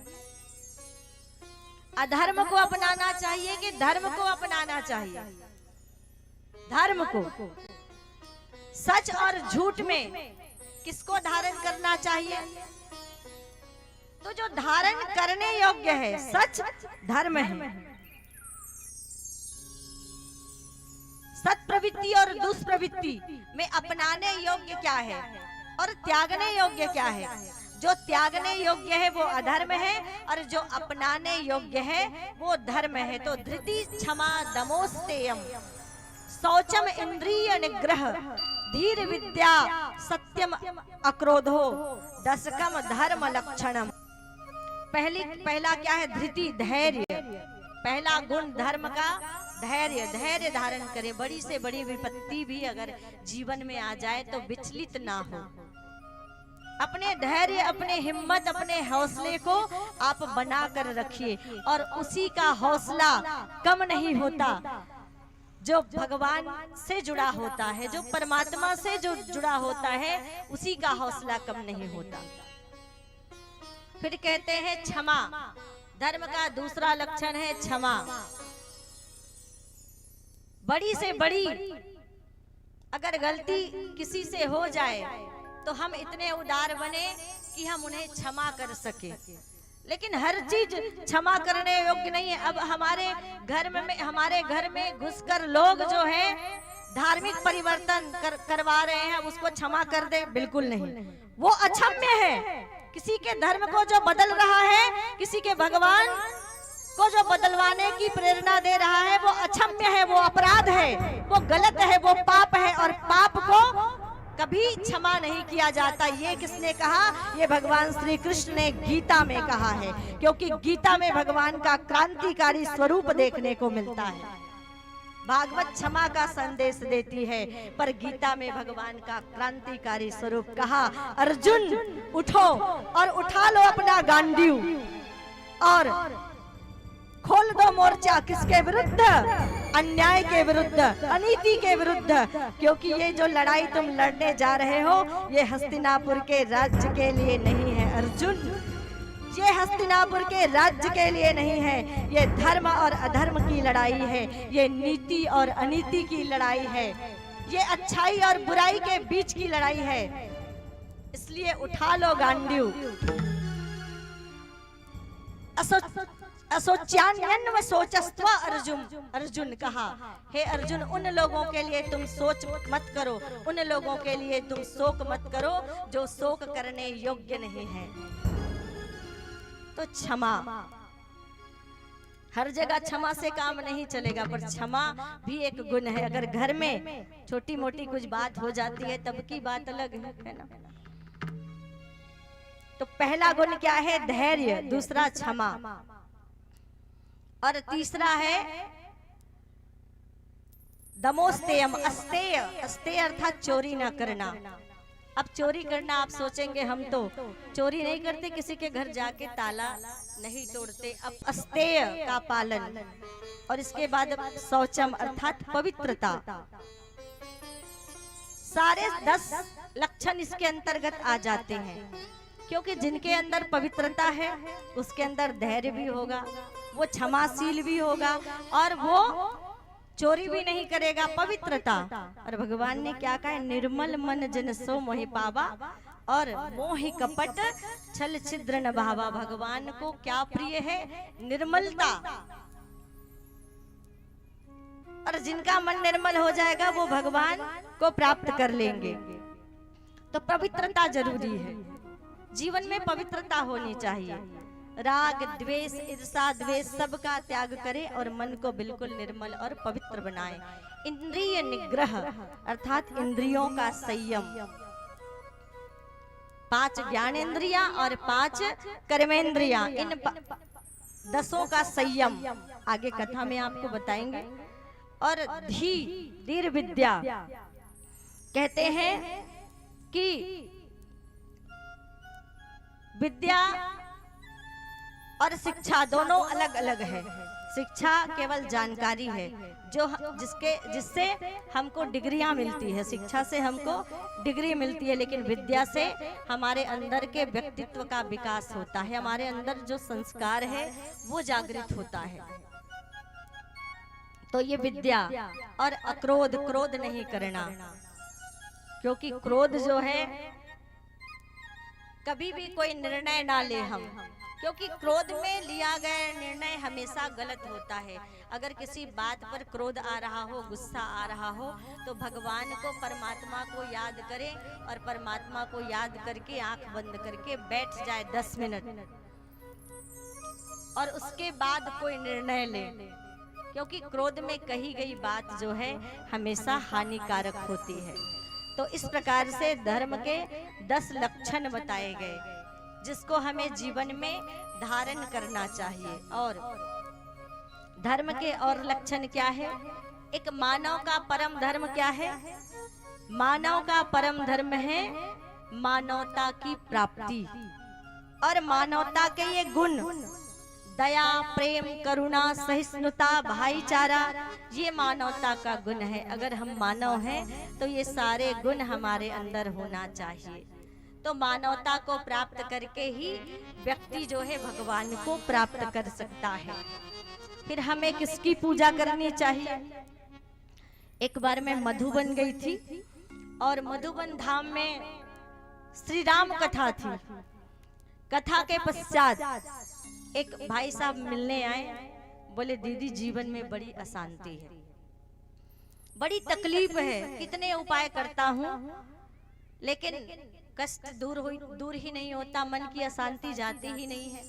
बोले कितने संतों से मैं मिला, कोई कहता है हनुमान जी की पूजा कर लो, कोई कहता है शिव जी की पूजा कर लो, तो कोई कहता है दुर्गा जी की पूजा कर लो। ऐसा करते करते मैंने 4 महीने में 10-15 भगवान बदल डाले। अब लो देखो, प्रेम से बोलिए राधे राधे। एक बार जोर से बोलिए। 4 महीने में 10-15 भगवान। सबरी जी को कितने दिन में भगवान मिले, कितने बरस में? 80 बरस में। 80 बरस प्रतीक्षा की, और ये 4 महीने में भगवान बदल रहे हैं किसी किसी के कहने पर।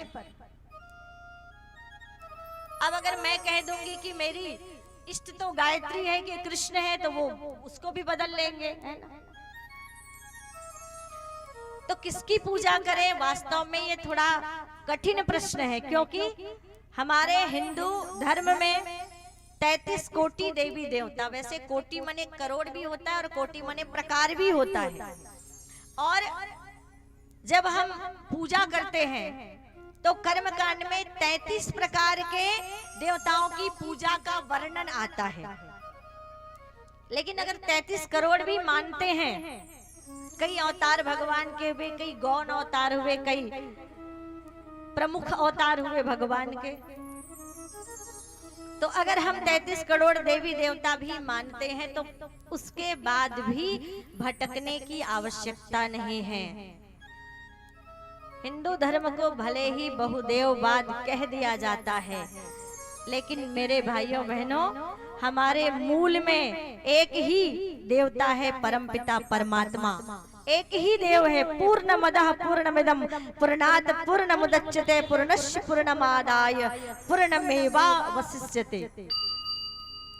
एक ही परमात्मा जो पूर्ण है। एक पेड़ जो होता है उसका जड़ तो एक ही होता है ना, जड़ तो एक ही होता है। अब उस जड़ से जो तने निकलते हैं, उन तनों के कितनी शाखाएं आ जाती है, उन शाखाओं में कितने पत्ते आ जाते हैं, कितने पुष्प आ जाते हैं, कितने फल आ जाते हैं। लेकिन मूल में हिंदू धर्म में भी एक ईश्वरवाद ही है, एक ही परमात्मा है। और जितने पंथ हैं, जितने धर्म हैं, जितने देवी देवता है, उसी परमात्मा के अंश हैं। समय समय पर उन्हीं परमात्मा ने दुष्टों का संहार करने के लिए इस धरती पर अनेकों रूप में जन्म लेकर आए। तो हमें भटकना नहीं है। जिसको भी आप मानते हैं, जिसके भी आप उपासक हैं, दुर्गा के या गायत्री के, कृष्ण के, भगवान राम के, जो आपके इष्ट हैं, उसी इष्ट की आप पूजा करें, उसी इष्ट की आप पूजा करें। और प्रार्थना क्या करें कि हे देवी माया, हे भगवान, हमें उस परमात्मा की प्राप्ति हो जाए, उस गोविंद की प्राप्ति हो जाए। पूजा इष्ट की करे। ब्रज की इष्ट कौन थी? माता कात्यायनी थी, कात्यायनी महामाए। ब्रज की इष्ट कृष्ण नहीं थे, ब्रज की इष्ट कात्यायनी थी। कात्यायनी की पूजा करती थी सारी गोपियां, जल चढ़ाती थी भगवान शिव को, पर मांगती किसको थी? कृष्ण को। कृष्ण प्राप्ति करम, कि हमें गोविंद मिल जाए। इसलिए पूजा इष्ट की अपनी करनी चाहिए, भटकने की आवश्यकता नहीं है। पर हम क्या करते हैं? इतने सारे देवी देवताओं के चित्र रख लेते हैं कि कुछ समझ में नहीं आता है। बहुत सारे चित्रों से मंदिर को ना भरे, भ्रमित ना हो। और फिर क्या होता है? पूजा भाव से नहीं होती, पूजा भय से होने लगती है। कैसे? अरे गणेश जी के लिए तो फूल कम पड़ गया, अब वो तो नाराज हो जाएंगे। तो हमारे गुरुजी बताते थे कि भगवान जहाँ पर रहते हैं, जिस लोक में भी रहते हैं, बैकुंठ लोक में जहाँ भी रहते हैं, जहाँ सारे देवी देवता रहते हैं, वहाँ पर अराजकता का कोई केंद्र नहीं है। वहाँ पर किसी भगवान की, किसी देवियों की दूसरी देवी से या किसी भगवान की दूसरे देवता से कभी लड़ाई नहीं होती है। ये गुरुजी कहा करते थे। वहाँ अराजकता का कोई केंद्र नहीं है, इसीलिए वो देव है, इसीलिए उनकी पूजा होती है। तो पूजा में फिर भाव नहीं रहता, भय आ जाता है। इसलिए बहुत सारे चित्रों को भी हमें नहीं रखनी चाहिए। जो हमारे इष्ट हैं उन्हीं के हम चित्र रखें और उन्हीं का ध्यान करें। अब इसके बाद कहा कि भगवान तो वेदों में अजन्मा है, तो जन्म कैसे? तो भगवान जन्म नहीं लेते, भगवान माता कौशल्या या माता देवकी या माता अदिति के सामने शंख चक्र पद्म और गदा लेकर प्रकट होते हैं। बोलिए नारायण भगवान की। बाद में माता के निवेदन पर वो बाल स्वरूप को धारण करते हैं। वो अजन्मा है। भगवान के कितने अवतार? तो भगवान के 24 अवतार। और भगवान के उन 24 अवतारों में सबसे पहले अवतार सनत कुमार, दूसरे अवतार वाराह भगवान का, तीसरा देवर्षि नारद का। नर और नारायण भगवान बनकर तपस्या करने की प्रेरणा देते हैं। कपिल भगवान का अवतार, कपिल के रूप में आए भगवान। अत्रि और अनसुईया के पुत्र के रूप में दत्तात्रेय बनकर आए भगवान। और कहते हैं यज्ञ भगवान, कूर्म अवतार, हरि अवतार, पृथु अवतार, मत्स्य अवतार, कच्छप अवतार। समय समय पर जैसा समय का मांग था, जैसी समस्या थी, उस रूप में भगवान जो है अवतार लेकर आते हैं। तो भगवान के आने का प्रयोजन क्या है? भगवान क्यों आते हैं? तब श्री सूत जी महाराज कहते हैं, यदा यदा हि धर्मस्य ग्लानिर्भवति भारत अभ्युत्थानम् अधर्मस्य तदात्मानं सृजाम्यहम्। परित्राणाय साधूनां विनाशाय च दुष्कृतां धर्म संस्थापनार्थाय संभवामि युगे युगे। भगवान के आने का प्रयोजन, भगवान जो निराकार है, वो निराकार भगवान सगुण साकार रूप में इस धरती पर क्यों आते हैं? तो वो सगुण साकार रूप में इसलिए आते हैं ताकि वो लोगों को प्रेरणा दे सके, ताकि वो लोगों को जीवन जीने की कला सिखा सके, ताकि वो लोगों को धर्म के मार्ग पर, सत्य के मार्ग पर चलना सिखा सके।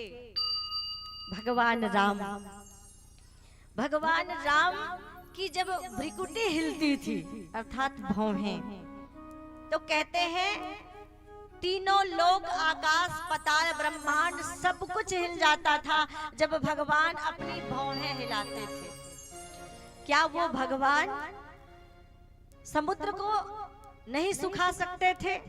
पर उन्होंने समुद्र के तट पर बैठकर 3 दिन प्रतीक्षा की। एक बाण अपने तुनिर से निकालते और समुद्र को सुखा देते। इतनी क्षमता थी भगवान के अंदर। जल थल अग्नि आकाश गगन में केवल उसकी सत्ता। क्या वो भगवान उस समुद्र को नहीं सुखा सकते थे? पर प्रतीक्षा की उन्होंने, निवेदन किया। समुद्र देवता से उन्होंने कहा कि हे समुद्र देव, आप हमें इस पार से उस पार, रामेश्वरम के तट की बात है ये, इस पार से उस पार जाने के लिए रास्ता दे दीजिए। और वहीं पर बैठे रहे। नल और नील से उन्होंने सहायता मांगी।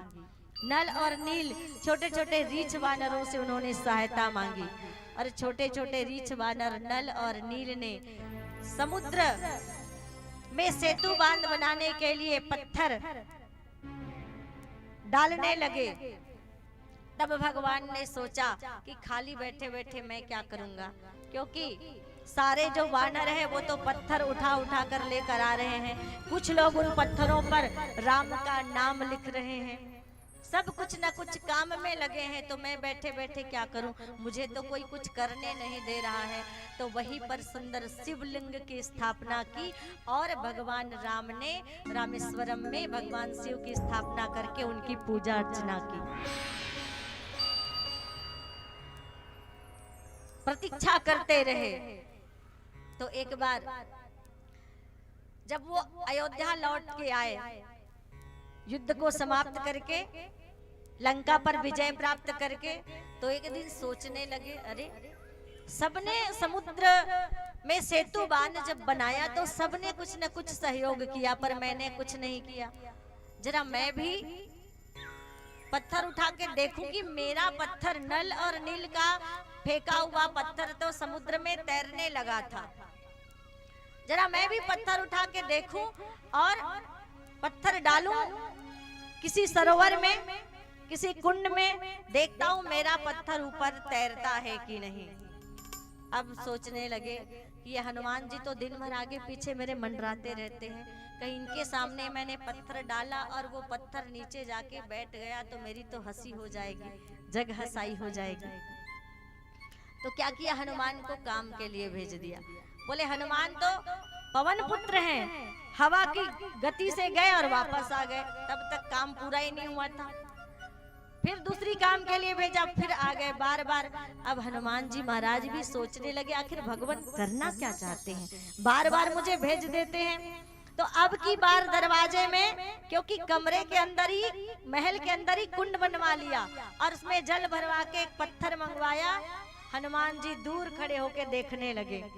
भगवान ने आजू बाजू देखा, हाँ अब तो हनुमान जी नहीं है, और पत्थर उठाया और पत्थर उठाकर कुंड में पत्थर को डाला, और जैसे ही पत्थर को डाला पत्थर सीधे जाकर तली में बैठ गया।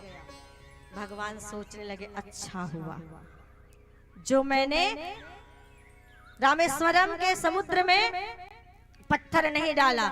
इस तरह अगर मेरे पत्थर डूब जाते तो सारे रीछ वानर मेरी हंसी उड़ाते। अब थोड़े उदास हो गए भगवान।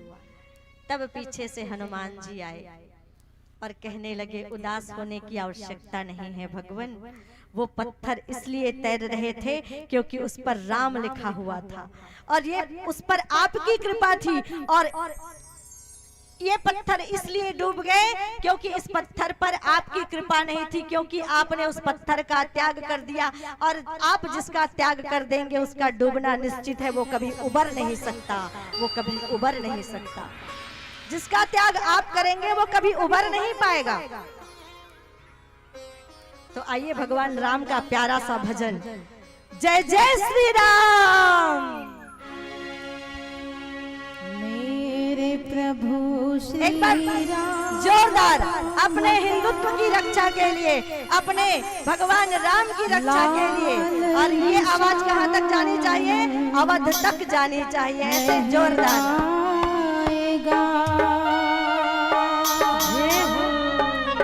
भारत की सरजमीन पर अब एक ही नारा छाएगा। तो हम सभी को मिलकर कहना है क्या, जय जय श्री राम, और मीठी मीठी तालियों के साथ जय श्री राम बोलो, जय श्री राम, जय श्री राम बोलो, जय श्री राम, जय श्री राम बोलो, जय श्री राम, जय श्री राम बोलो, जय श्री राम, जय श्री राम बोलो, जय श्री राम, जय श्री राम बोलो, जय श्री राम, जय जय श्री राम।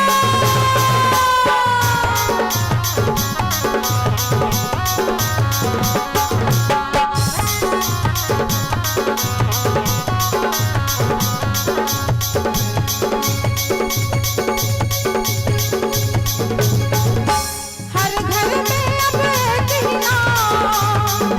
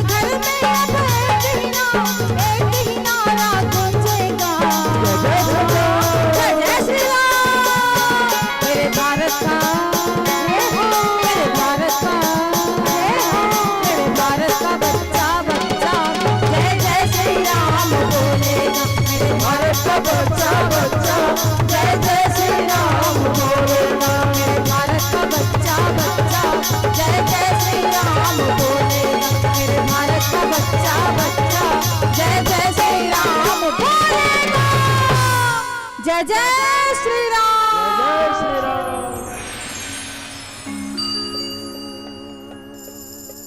हम राम का त्याग कर देते हैं, लेकिन अगर कभी इस बात पर विचार किया कि अगर भगवान राम हमारा त्याग कर दे तो क्या होगा? जरूर विचार करना इस पर। तो आइए भगवान क्यों अवतार लेते हैं कि परित्राणाय साधूनाम विनाशाय च दुष्कृताम धर्म संस्थापनार्थाय संभवामि युगे युगे।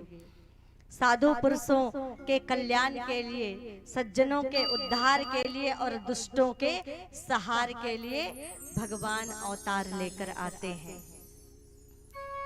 तो इस बात की प्रतीक्षा मत कीजिए कि अब भी भगवान अवतार लेकर आएंगे, आपकी रक्षा के लिए निश्चित आएंगे।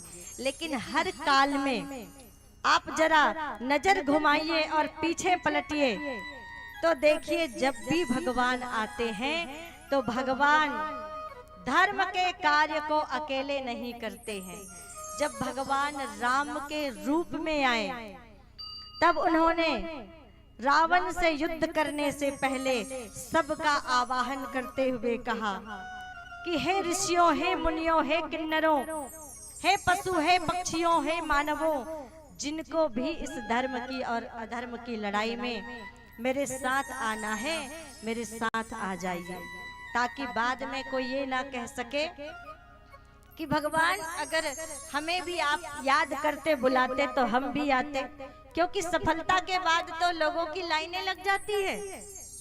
लोगों की परीक्षा तब होती है जब कोई विपत्ति के समय में आकर हमारे साथ खड़े हो, तब लोगों की पहचान और उसकी परीक्षा होती है। सफलता के पीछे तो पूरी दुनिया चलती है। इसीलिए भगवान ने सबको पुकारा कि कोई ये ना कह सके कि भगवान हमें नहीं बुलाया। आपने तो केवल हनुमान को बुलाया, जामवंत को बुलाया, नल और नील को बुलाया, ये कोई कह ना सके। इसीलिए आगे भगवान कृष्ण महाभारत के युद्ध होने से पहले, शुरू होने से पहले, एक तरफ कौरवों की सेना, दूसरी पांडवों की सेना, भगवान श्री कृष्ण बीच में रथ लेकर आते हैं और वहीं पर आवाहन करते हैं कि इस युद्ध क्षेत्र में, इस कुरुक्षेत्र में युद्ध के अभिलाषी स्वजन जो भी खड़े हैं, जिन्हें भी पांडवों का पक्ष छोड़कर कौरवों के पक्ष में जाना है, पूरी स्वतंत्रता है, जा सकते हैं। किसी प्रकार की कोई बाध्यता, किसी प्रकार की कोई मनाही नहीं है। और जिनको भी कौरवों का पक्ष छोड़कर पांडवों के पक्ष में आना है, उनका स्वागत है, वो आ सकते हैं। अवसर सबको मिलता है जीवन में भगवान के कार्य को करने का। तो हर काल में जब भगवान अवतरित होते हैं तो भगवान के साथ उनके सहयोगी आते हैं। जब राम के रूप में आए तो सहयोगी बनकर हनुमान जी महाराज सुग्रीव रीछ वानरों के साथ आए। भगवान कृष्ण आए तो पांडव उनके सहयोगी बनकर आए, अर्जुन उनके सहयोगी बनकर आए। जब भगवान बुद्ध आए तो बड़े बड़े सम्राट और आम्रपाली जैसी गणिका नगर वधु भी अपना सारा यश वैभव सब कुछ छोड़कर भगवान बुद्ध के पीछे धर्म के प्रचार और प्रसार के लिए लग गए। तो हमें भी क्या करना पड़ेगा? ये कलयुग और सतयुग के संगम युग की बेला है।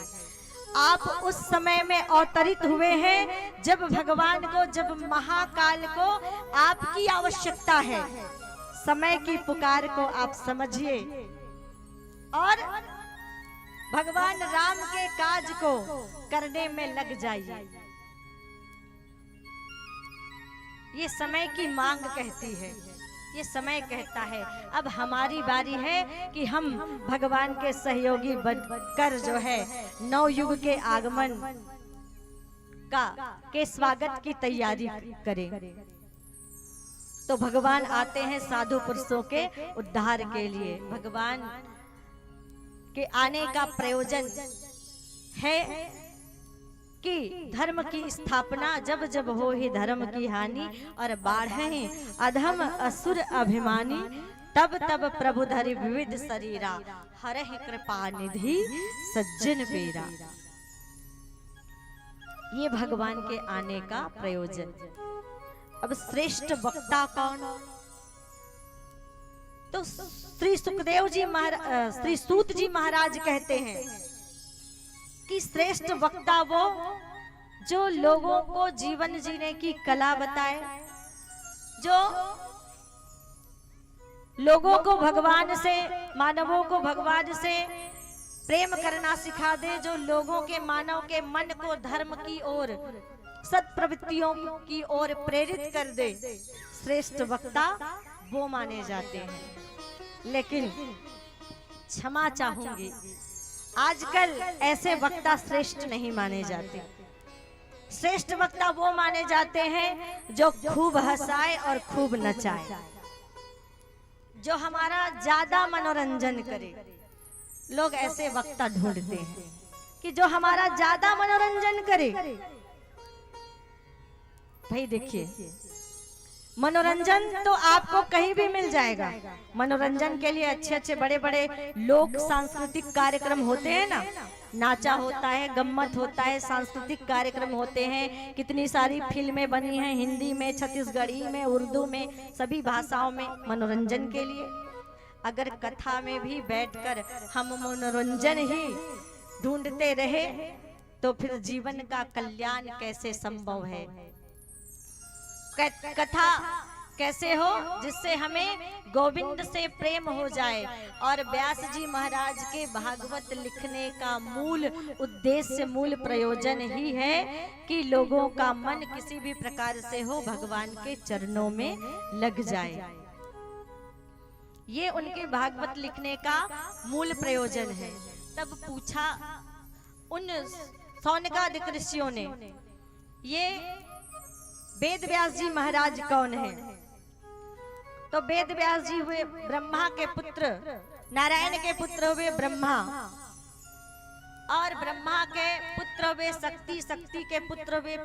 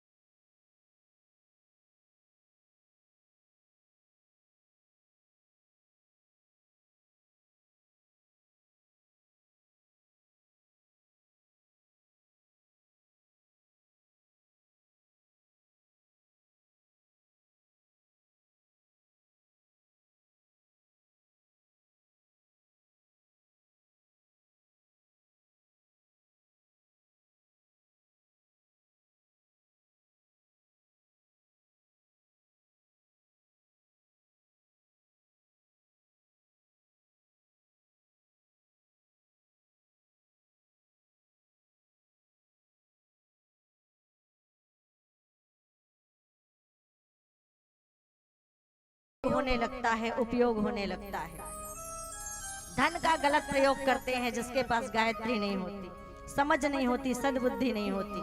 धन का गलत उपयोग होता है, शक्ति का, पावर का गलत, पैसे का गलत, ज्ञान का गलत उपयोग होता है ना। मानते हैं इस बात को? कितने लोग मानते हैं? जरा हाथ उठाएं, जरा कैमरा उधर तो घुमाना।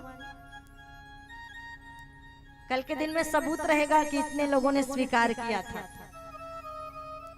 और श्रद्धा पूर्वक अगर अरे चाहता अपना कल्याण प्राणी, जो मानव अपना कल्याण चाहता है और जो मानव अपने कल्याण के साथ अपने परिवार वालों का कल्याण चाहता है। कितने लोग अपने और अपने परिवार वालों का कल्याण चाहते हैं? सभी लोग। अगर युग का प्रवाह बदलना है तो राष्ट्र का प्रवाह बदलना पड़ेगा, और राष्ट्र का प्रवाह बदलना है तो राज्य का प्रवाह बदलना पड़ेगा, और राज्य का प्रवाह बदलना है तो जिले का, और जिले से ब्लॉक, और ब्लॉक से गांव, और गांव से गांव को बदलना पड़ेगा। और एक गांव कैसे बदलेगा? जब उस गांव का एक एक परिवार बदलेगा। और वो परिवार कैसे बदलेगा? जब उस परिवार का एक एक व्यक्ति सुधरेगा। तो हम सुधरेंगे, युग सुधरेगा, और हम बदलेंगे तो युग बदलेगा।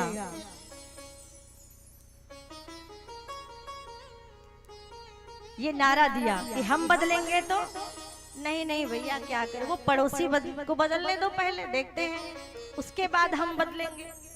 पहले पड़ोसी तो बदल जाए, पड़ोसियों के बदलने की इच्छा है ना। अब पत्नी सोच रही है पहले पति तो बदल जाए तब मैं बदलूं। अब पति बेचारे सोच रहे हैं पहले पत्नी तो बदल जाए तब मैं बदलूं। अब घर के बच्चे सोच रहे हैं पहले माता पिता तो सुधर जाए तब मैं सुधरूं, है ना। हाथ माता के मोबाइल में अलग। आज परिवार का जो वातावरण है देखिए, अगर घर में 4-5 लोग हैं तो एक किनारे में एक बैठा हुआ है, दूसरे किनारे में एक बैठा हुआ है, और चारों पांचों एक ही हॉल में बैठे हुए हैं, पर एक दूसरे के बारे में नहीं जानते हैं कि किसको क्या परेशानी है, क्योंकि सबकी नजर हाथ के मोबाइल पे है, एक दूसरे के ऊपर नहीं।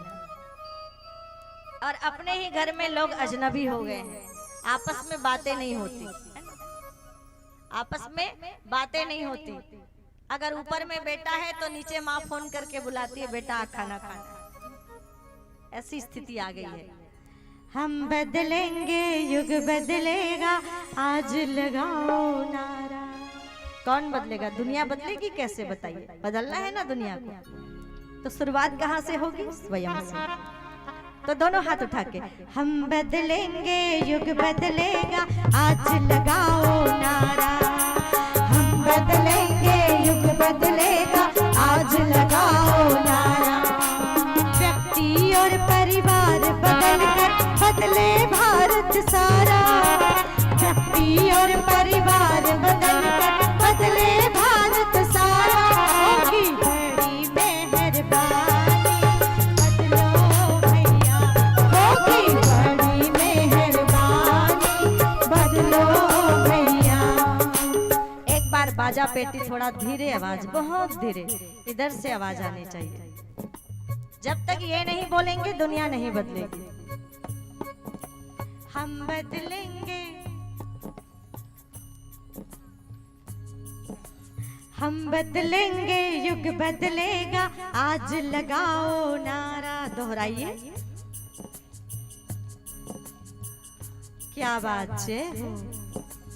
व्यक्ति और परिवार बदलकर बदले भारत सारा। व्यक्ति और परिवार बदलकर बदले भारत सारा।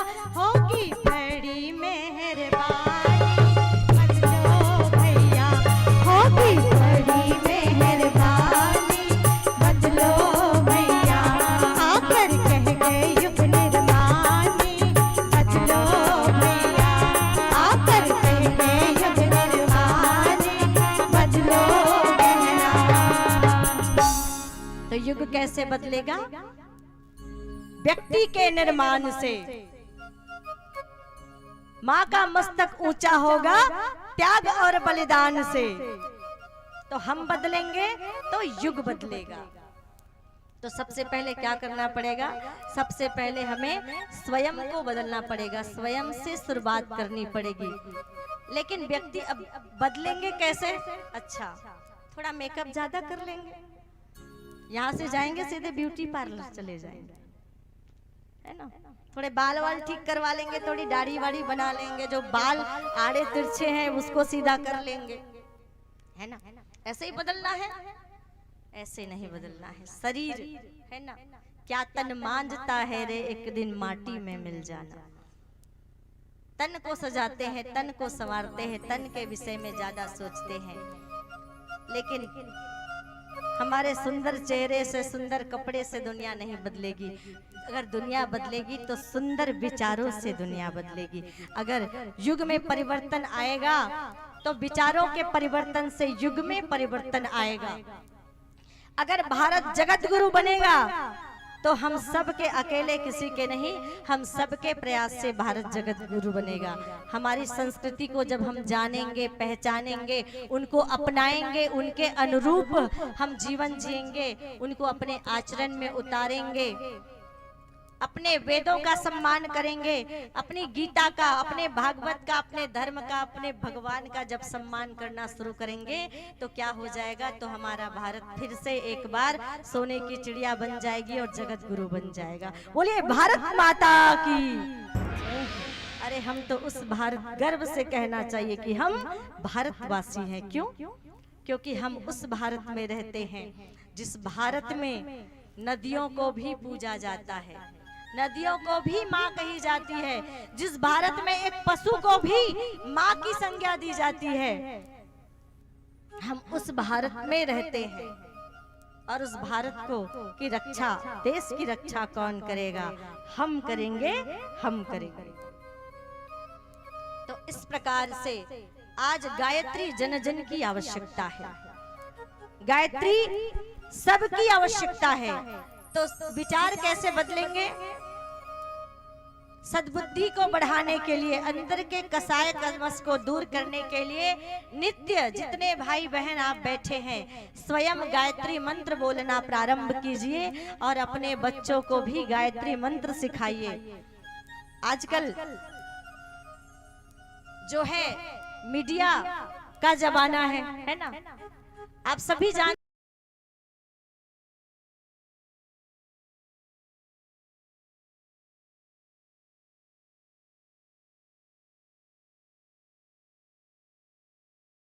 अपने बच्चों को गायत्री मंत्र सिखा रहे थे। वीडियो में मैंने फेसबुक पे देखा कि कुछ विदेशी अपने बच्चों को गायत्री मंत्र सिखा,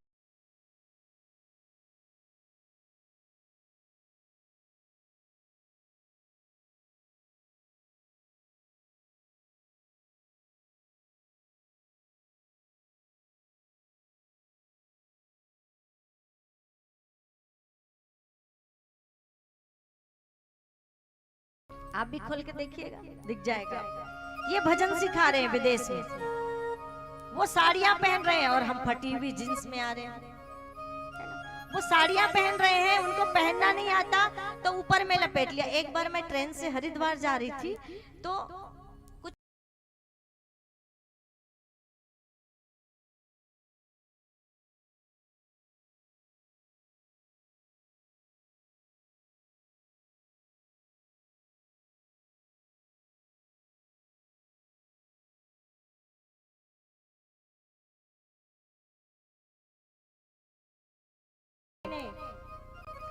माता पार्वती की आवाज स्वयं निकालनी शुरू कर दी, उसका नकल किया और खुद हुंकार देने लगे। कथा और सभ्यता और भोले बाबा को, वो उसके महत्व को समझ रहे हैं। और हम इसी भारत में रहकर अपनी संस्कृति को हम समझ नहीं पा रहे हैं कि हम किस मिट्टी में, हम किसके वंशज हैं, हम किसके पूर्वज हैं और हमने कहाँ जन्म लिया है। जहाँ पर देवताओं ने जन्म लिया है, जितने भगवान के अवतार हुए अमेरिका में नहीं हुए, इंग्लैंड में नहीं हुए, कहाँ हुए? भारत में हुए। सब अवतार भगवान के भारत की भूमि पर हुए।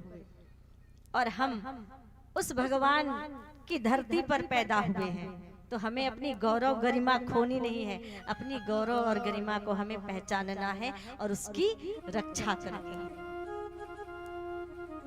ये कब संभव होगा?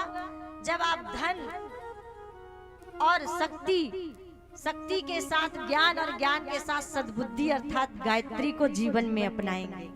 तो आप स्वयं भी गायत्री मंत्र बोलना प्रारंभ कीजिए और अपने बच्चों को भी सिखाइए, आने वाली पीढ़ियों को भी सिखाइए आप गायत्री मंत्र। इससे क्या होगा? इससे उनकी सद्बुद्धि जागृत होगी, उनका विवेक जागेगा, उनके कसाय कलमश दूर होंगे, उनकी दुर्बुद्धि दूर होगी। क्योंकि नास्ति गंगा समम तीर्थम न देवः केशवात् परः गायत्रस्तु परम सत्यम ना भूतम ना भविष्यतम। गंगा से बढ़कर दूसरा तीर्थ नहीं, नास्ति गंगा समम तीर्थम ना देवः केशवात् परः, भगवान कृष्ण से बड़े दूसरे देव नहीं।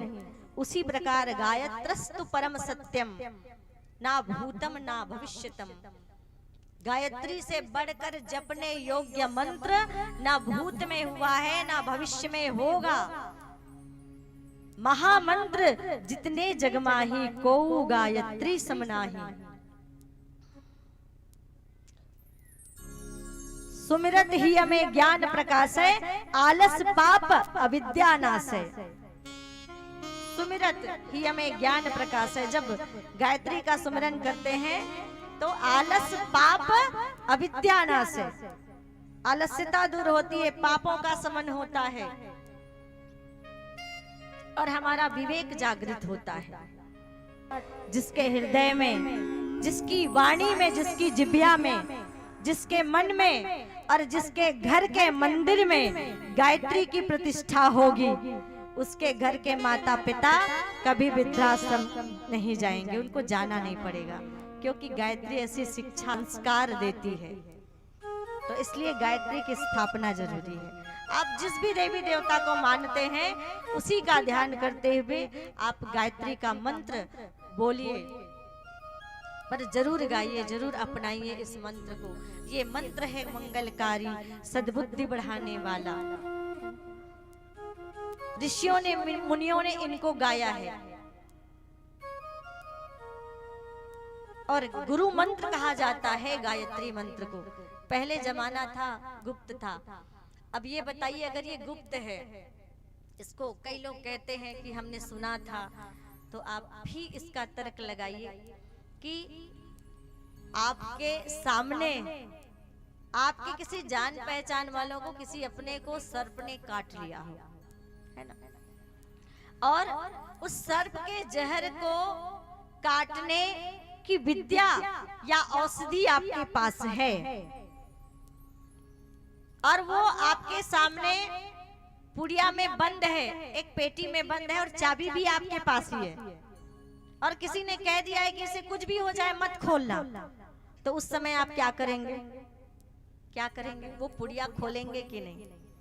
अरे नहीं नहीं, उसने कहा था जो मरता है उसको मरने दो, नहीं खोलेंगे पुड़िया। ये करेंगे कि पुड़िया खोल के उसके प्राण बचाएंगे? बोलिए, पुड़िया खोल के प्राण बचाएंगे कि उस सामने वाले को मर जाने देंगे?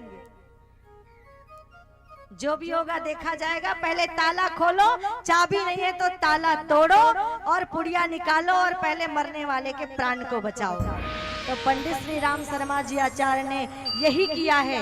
दुनिया अंधकार में डूब रही थी, पाप में डूब रही थी, अनीति और अन्याय में लिप्त हो रही थी, और जो है पाप जब सर चढ़कर बोलने लगा तो सत के अंदर की सद्बुद्धि को जागृत करने के लिए ये गायत्री रूपी अमृत मंत्र को क्या किया उन्होंने? सबको बांट दिया, सबको दे दिया और सबको देकर कहा कि सब पर इसका अधिकार है। जो वेद मंत्र कहा जाता था सबको जपने का अधिकार उन्होंने दे दिया। तो क्या सही किया कि नहीं? अच्छा किया, क्योंकि जहां सुमति तहां संपत्ति नाना। और मुझे लगता है कि ये बात निश्चित आप जान गए होंगे कि वास्तव में गायत्री की उपासना हम सबको करनी चाहिए। तो ये गायत्री, वासुदेव गायत्री मंत्र दिया नारद जी को, और नारद जी 40 साल तक इस मंत्र का जाप करते रहे। उसके बाद जो है शरीर छूटा और पुनः देवर्षि नारद के रूप में प्रकट हुए। संतों की कृपा हुई, और जो संतों के पास जाते हैं उनका क्या होता है? संतन के संग लाग रे तेरी बिगड़ी बनेगी। किनकी बिगड़ी बन गई? अजामिल की बन गई, गणिका की बन गई, और रत्नाकर को खुल गयो भाग रे तेरी बिगड़ी बने। आगे किनकी बिगड़ी बनी? जिन्होंने संतों का संग किया। सबरी की बन गई, अहल्या की बन गई, और कर्मा को खुल गयो भाग रे तेरी बिगड़ी बनेगी। तो कहा संतों के संग लग जाइए।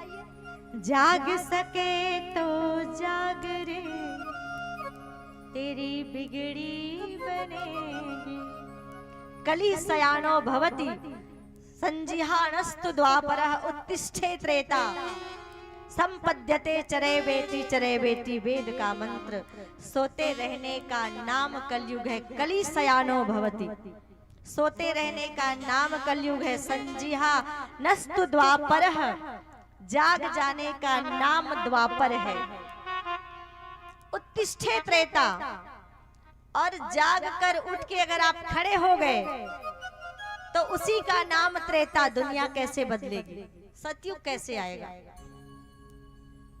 जाग कर अगर उठकर खड़े हो गए तो त्रेता, और चरे वेती संपद्यते चरे वेती, और प्रभु के काज को करने के लिए आप प्राणपन से अगर चलने लगे, चरे वेती आगे बढ़ने लगे, तो समझ लीजिए सतयुग धरती पर आ गया। तो केवल हमें जागने की जरूरत है। अब जाग तो गए हैं, निद्रा हमारी टूट गई, अब नहीं टूटी है तो तोड़ दीजिए। संतों की शरण में गए वेद व्यास जी महाराज ने, और नारद जी ने भागवत का ज्ञान अपने पिता ब्रह्मा जी से प्राप्त किया था। 4 मंत्र दिए थे, वही 4 मंत्र नारद जी ने व्यास जी महाराज को दिया, और उसी 4 मंत्रों की व्याख्या करते हुए 18,000 श्लोक श्रीमद् भागवत महापुराण में बनाए, लिखे, और श्रीमद् भागवत महापुराण की रचना की। बोलिए श्रीमद् भागवत महापुराण की जय। और जब राजा परीक्षित को श्राप लगा, तब यही कथा श्री सुखदेव जी महाराज ने राजा परीक्षित को श्रवण कराई। तो सौनकादिक ऋषि पूछते हैं, ये परीक्षित कौन है? तो परीक्षित अर्जुन के पुत्र थे, जिनका नाम था अभिमन्यु। उनकी पत्नी उत्तरा, और उनकी पत्नी उत्तरा थी। जब महाभारत का युद्ध हुआ, तो उस महाभारत के युद्ध में भीम ने जब दुर्योधन की जंघा पर प्रहार किया, तो वो पीड़ा से तड़पते तड़पते दुर्योधन ने अपना प्राण त्याग दिया। और दुर्योधन के मित्र थे अश्वत्थामा, उन्होंने अपने मित्र को इस तरह से जब पीड़ा में देखा, तो उन्होंने संकल्प ले लिया कि नीति से नहीं, लेकिन अनीति से, छल पूर्वक ही सही, पर मैं पांडवों का वध कर दूंगा। और योजना बना ली। क्या योजना बना ली? कि जब पांडव रात्रि में शयन कर रहे होंगे, निशस्त्र होंगे, तब जाकर उन पर प्रहार करूंगा और उनकी हत्या कर दूंगा। लेकिन कहते हैं, जाको राखे साइया, मार सके ना कोई, और बाल भी बांका कर न सके, जो जग बैरी हो। ये बात भगवान को जब पता चली, तो आज क्या किया? पांडवों का कक्ष बदल दिया। जिस कक्ष में द्रौपदी के 5 पुत्र थे, वो शयन करते थे। उन कक्ष में आज पांडवों को सुला दिया और पांडवों के कक्ष में द्रौपदी के 5 पुत्रों को भेज दिया। आधी रात्रि का समय था। अश्वत्थामा चमचमाती तलवार लेकर क्रोधा अग्नि में जलते हुए पांडवों के कक्ष में प्रवेश करते हैं। सबका चेहरा चादर से ढका हुआ था, अंधेरा भी था।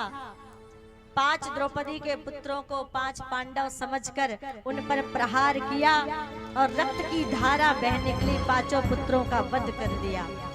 प्रातः काल पांडव तो सकुशल जीवित बच गए, पर पता क्या चला कि आज द्रौपदी के 5 पुत्र मारे गए। और द्रौपदी के जब 5 पुत्र मारे गए तो एक माँ से पूछिए, जब उनकी एक भी संतान की मृत्यु हो जाती है तो उस माँ पर, उस पिता पर क्या गुजरती है।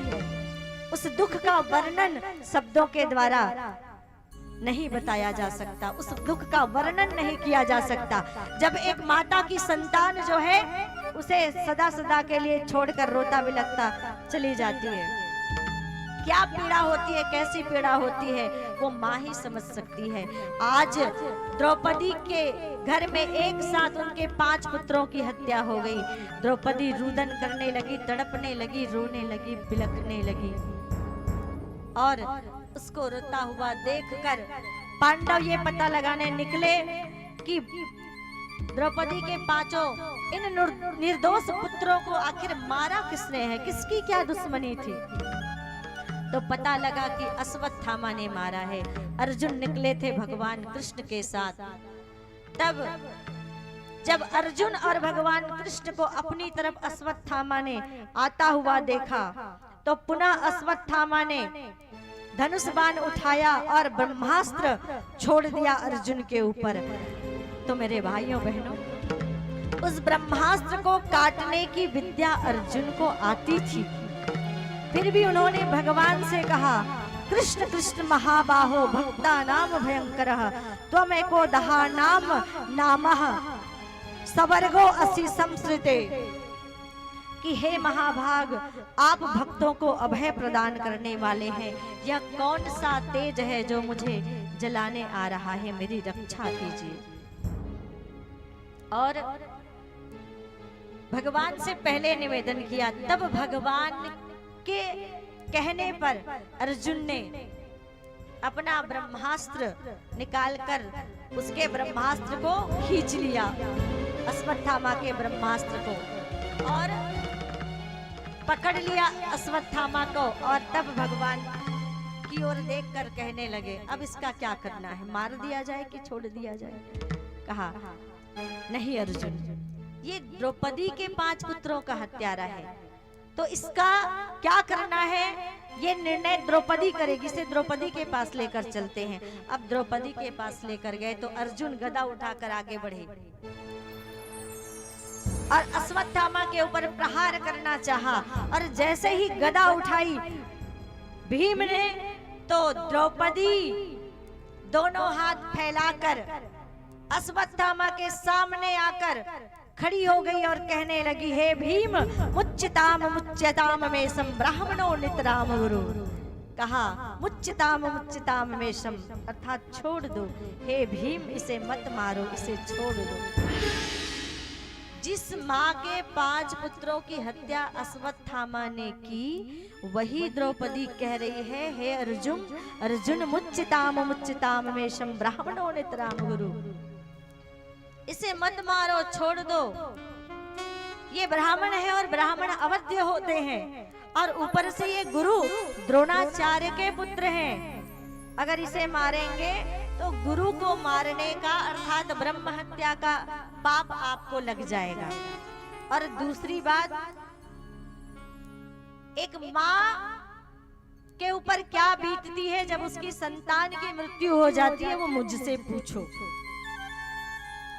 अगर इसे मार दोगे तो सोचो माता कृपि का क्या होगा। अश्वत्थामा की माता कृपि, बोले उस माता कृपि का क्या दोष, उसकी क्या गलती, हम उसे क्यों पीड़ा पहुंचाएं, इसलिए इसे मत मारो। माता कृपी का ध्यान आ गया आज द्रौपदी को। दया धर्म का मूल है, पाप मूल अभिमान, और तुलसी दया न छाड़िए जब तक घट में है प्राण। दया धर्म का मूल है। आज द्रौपदी एक स्त्री नहीं, साक्षात दया का स्वरूप बनकर खड़ी हो गई अश्वत्थामा के सामने। दया धर्म का मूल है और पाप मूल अभिमान। और तुलसीदास जी महाराज कहते हैं कि जब तक घट में प्राण है तब तक हमें दया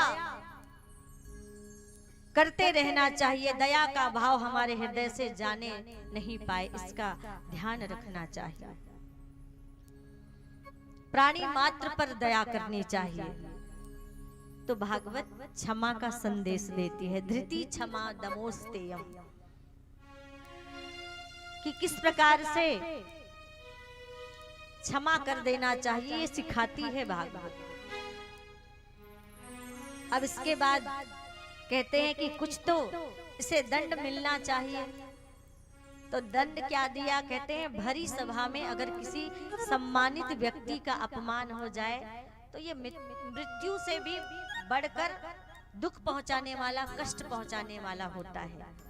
तो क्या किया? उनकी शिखा काट दी और छोड़ दिया शिखा काट कर। तो अब इसे अपना अपमान समझ लिया। अगर बुरा व्यक्ति बुराई नहीं छोड़ता तो अच्छा व्यक्ति अच्छाई भी नहीं छोड़ता। पांडवों ने उसे अभय दान दिया, जीवन दान दिया, पर क्या किया? अश्वत्थामा ने अब प्रण कर लिया कि पांडवों को मार नहीं पाया तो क्या हुआ? द्रौपदी के 5 पुत्र तो मारे गए, एक अभी जन्म नहीं लिया है जिन्होंने। अभिमन्यु तो वीर गति को प्राप्त हो गया चक्रव्यूह में, लेकिन अभिमन्यु की पत्नी उत्तरा गर्भवती है। तो उस गर्भ को नष्ट करने के लिए आज अश्वत्थामा ने ब्रह्मास्त्र छोड़ दिया। और जब अश्वत्थामा ने ब्रह्मास्त्र छोड़ा और अपने तरफ इस ब्रह्मास्त्र को आते हुए जब उत्तरा ने देखा तो द्रौपदी की बात याद आ गई। द्रौपदी ने कहा था, उत्तरा, जीवन में जब कभी विपत्ति आए, जब कभी संकट आए, जब ऐसी परिस्थिति आ जाए कि अब मेरे प्राण संकट में हैं, मेरी रक्षा कौन करेगा, उस समय में संसार के किसी भी इंसान को याद मत करना, किसी रिश्तेदारों को याद मत करना, सीधे परमात्मा को याद करना। क्योंकि द्रौपदी भुक्त भोगी थी। भरी सभा में जब द्रौपदी के बाल को खींच कर लाया गया और भरी सभा में जब द्रौपदी का चीर हरण हुआ, तब द्रौपदी को अभिमान था, अरे मेरे 5 पति, एक से बढ़कर एक, कोई मेरा बाल भी बांका नहीं कर पाएगा। लेकिन उस सभा में 5 पति थे और एक पत्नी की लाज जा रही थी। तब उस समय ना धर्मराज युधिष्ठिर का धर्म काम आया, ना गदाधर भीम की गदा काम आई, उसका बल काम आया, ना सर्वश्रेष्ठ धनुर्धर अर्जुन का बाण काम आया, ना नकुल सहदेव कुछ कर पाए।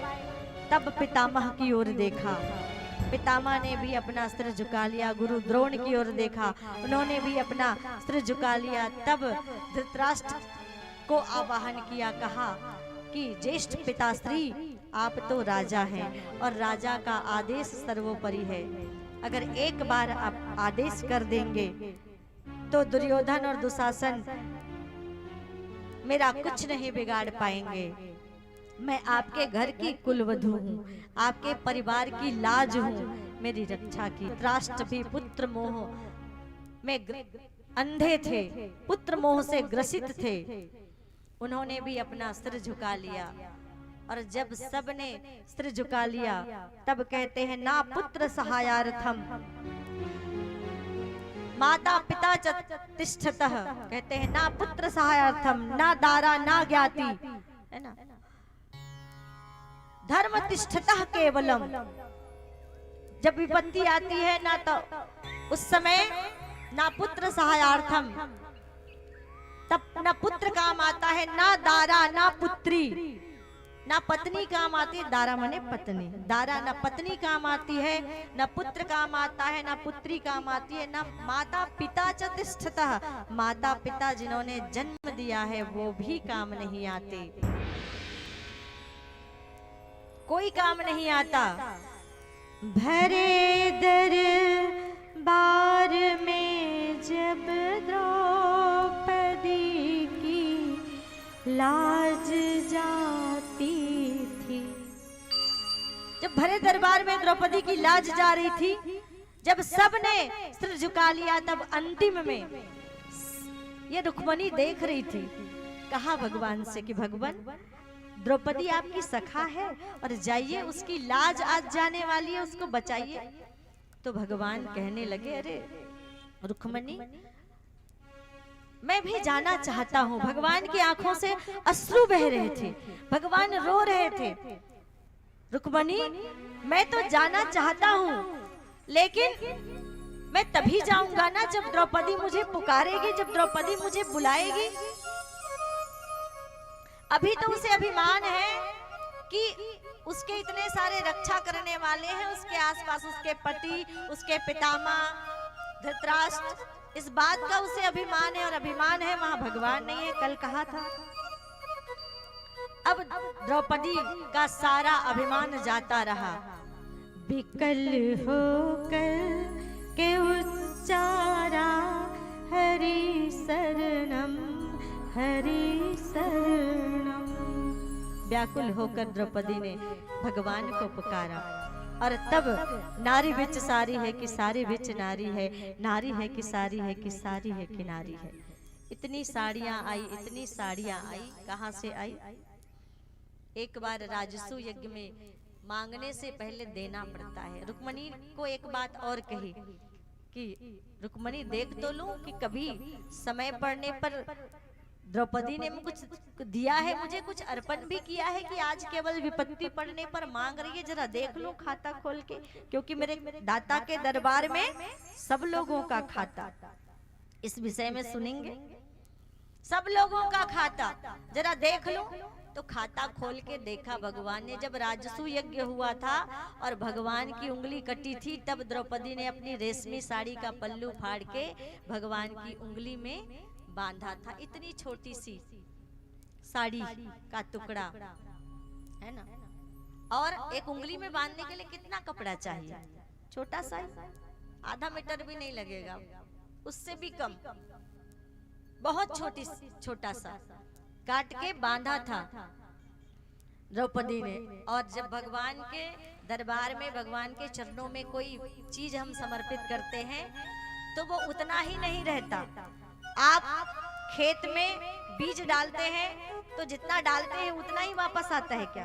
डालते बोरी भर के हैं पर लाते कई कई बोरियां हैं। तो वैसे ही भगवान के दरबार में जो भी आप समर्पित करते हैं वो कई गुना बढ़ के हमें वापस करते हैं भगवान। तो नारी बिच सारी है कि सारी बिच नारी है, और नारी है कि सारी है कि सारी नारी है कि सारी है कि सारी है कि नारी है। दरबार में सभा में बैठे लोगों को ये समझ में नहीं आया कि द्रौपदी ही क्या साड़ी की खदान है, साड़ी की फैक्ट्री कहीं द्रौपदी ही तो नहीं। तब भक्तों ने कहा, न नारी है न सारी है, न सारी है न नारी है, ये तो वृंदावन बिहारी है, ये तो वृंदावन बिहारी है। प्रेम से बोलिए राधे राधे। ये तो वृंदावन बिहारी है जिसकी कृपा हो रही है। करते हो तुम कन्हैया मेरा नाम हो रहा है। और क्या होता है? पतवार के बिना ही मेरी नाव चल रही है, बिन मांगे है कन्हैया। किन किनको किनको मिल रही है?